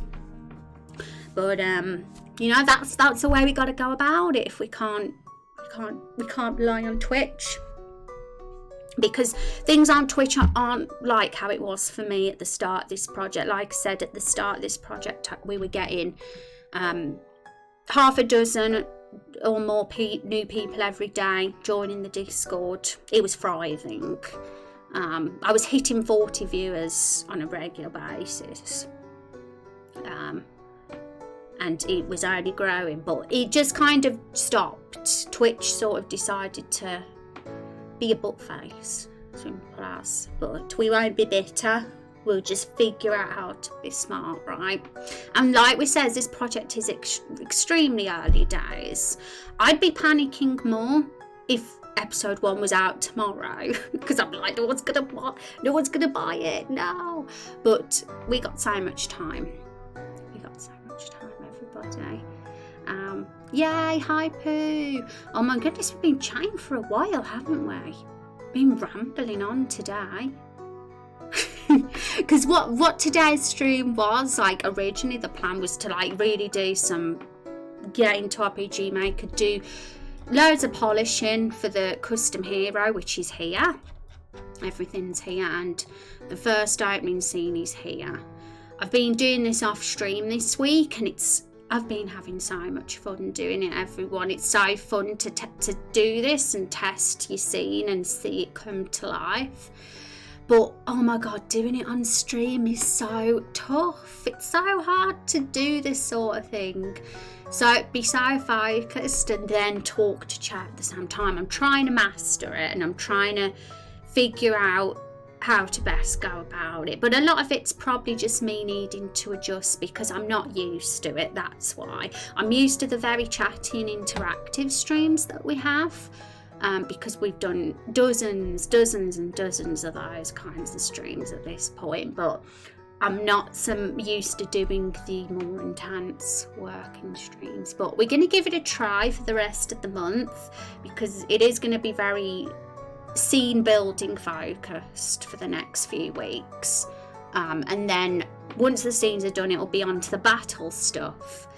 And once the battle stuff's done, we'll be like very much onto the first purple build release then, because that's all that really needs doing. We need to finish main quest 1 and 2 scenes, and we need to add the battles to kind of complement the scenes, alright? So it's an RPG, and it'll just be main quest 1 and 2 for the first purple build, no more than that.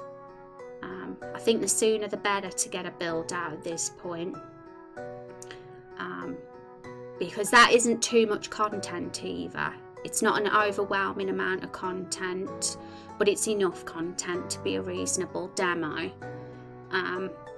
And while people play that and test that and come to me with any glitches or anything like that, I can be working on adding the next main quest for the next purple build. And eventually the goal is, hopefully by the end of the year, but it might, we'll say, but well, that's the goal, to have main quest 6, all 6 main quests from start to end working, and it'd be still an alpha build at that stage, but then we just, next year we'll build on that alpha build with features and details to just make the game more full, and then we will think about a beta release for proper thorough testing, but that would be well into 2022, I'm guessing, at that point.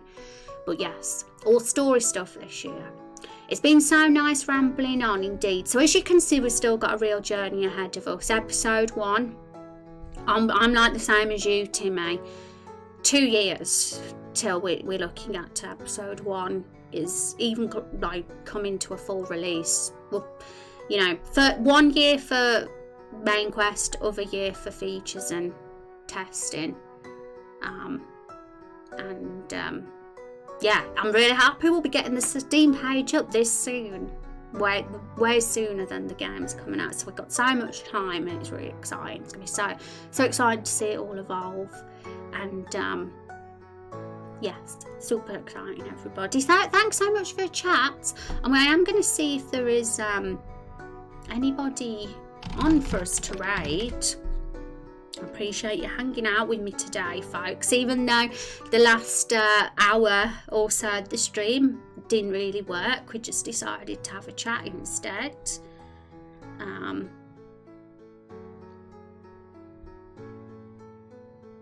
But it was fun. I'm gonna send us to Silent and Lost, Divine Dreams. Silent and Lost was his old name. Together. But he recently changed to Divine Dreams and Awesome Human Being. Very, very valuable in the stream. The creator of Carol the Barrel herself, in fact. Well, Binary Ferret came up with the name Carol the Barrel, but Divine Dreams came up with the concept of Carol the Barrel. So let's go and check out the stream, and I'll see you all on Monday, everybody. I'll be working hard getting all this polishing done up behind the scenes until Monday, and hopefully I'm going to have some scenes to show you first thing on Monday, everybody. So let's just have a quick look at who won the poll before we go. it was Duncan. Character's name's Duncan, everybody.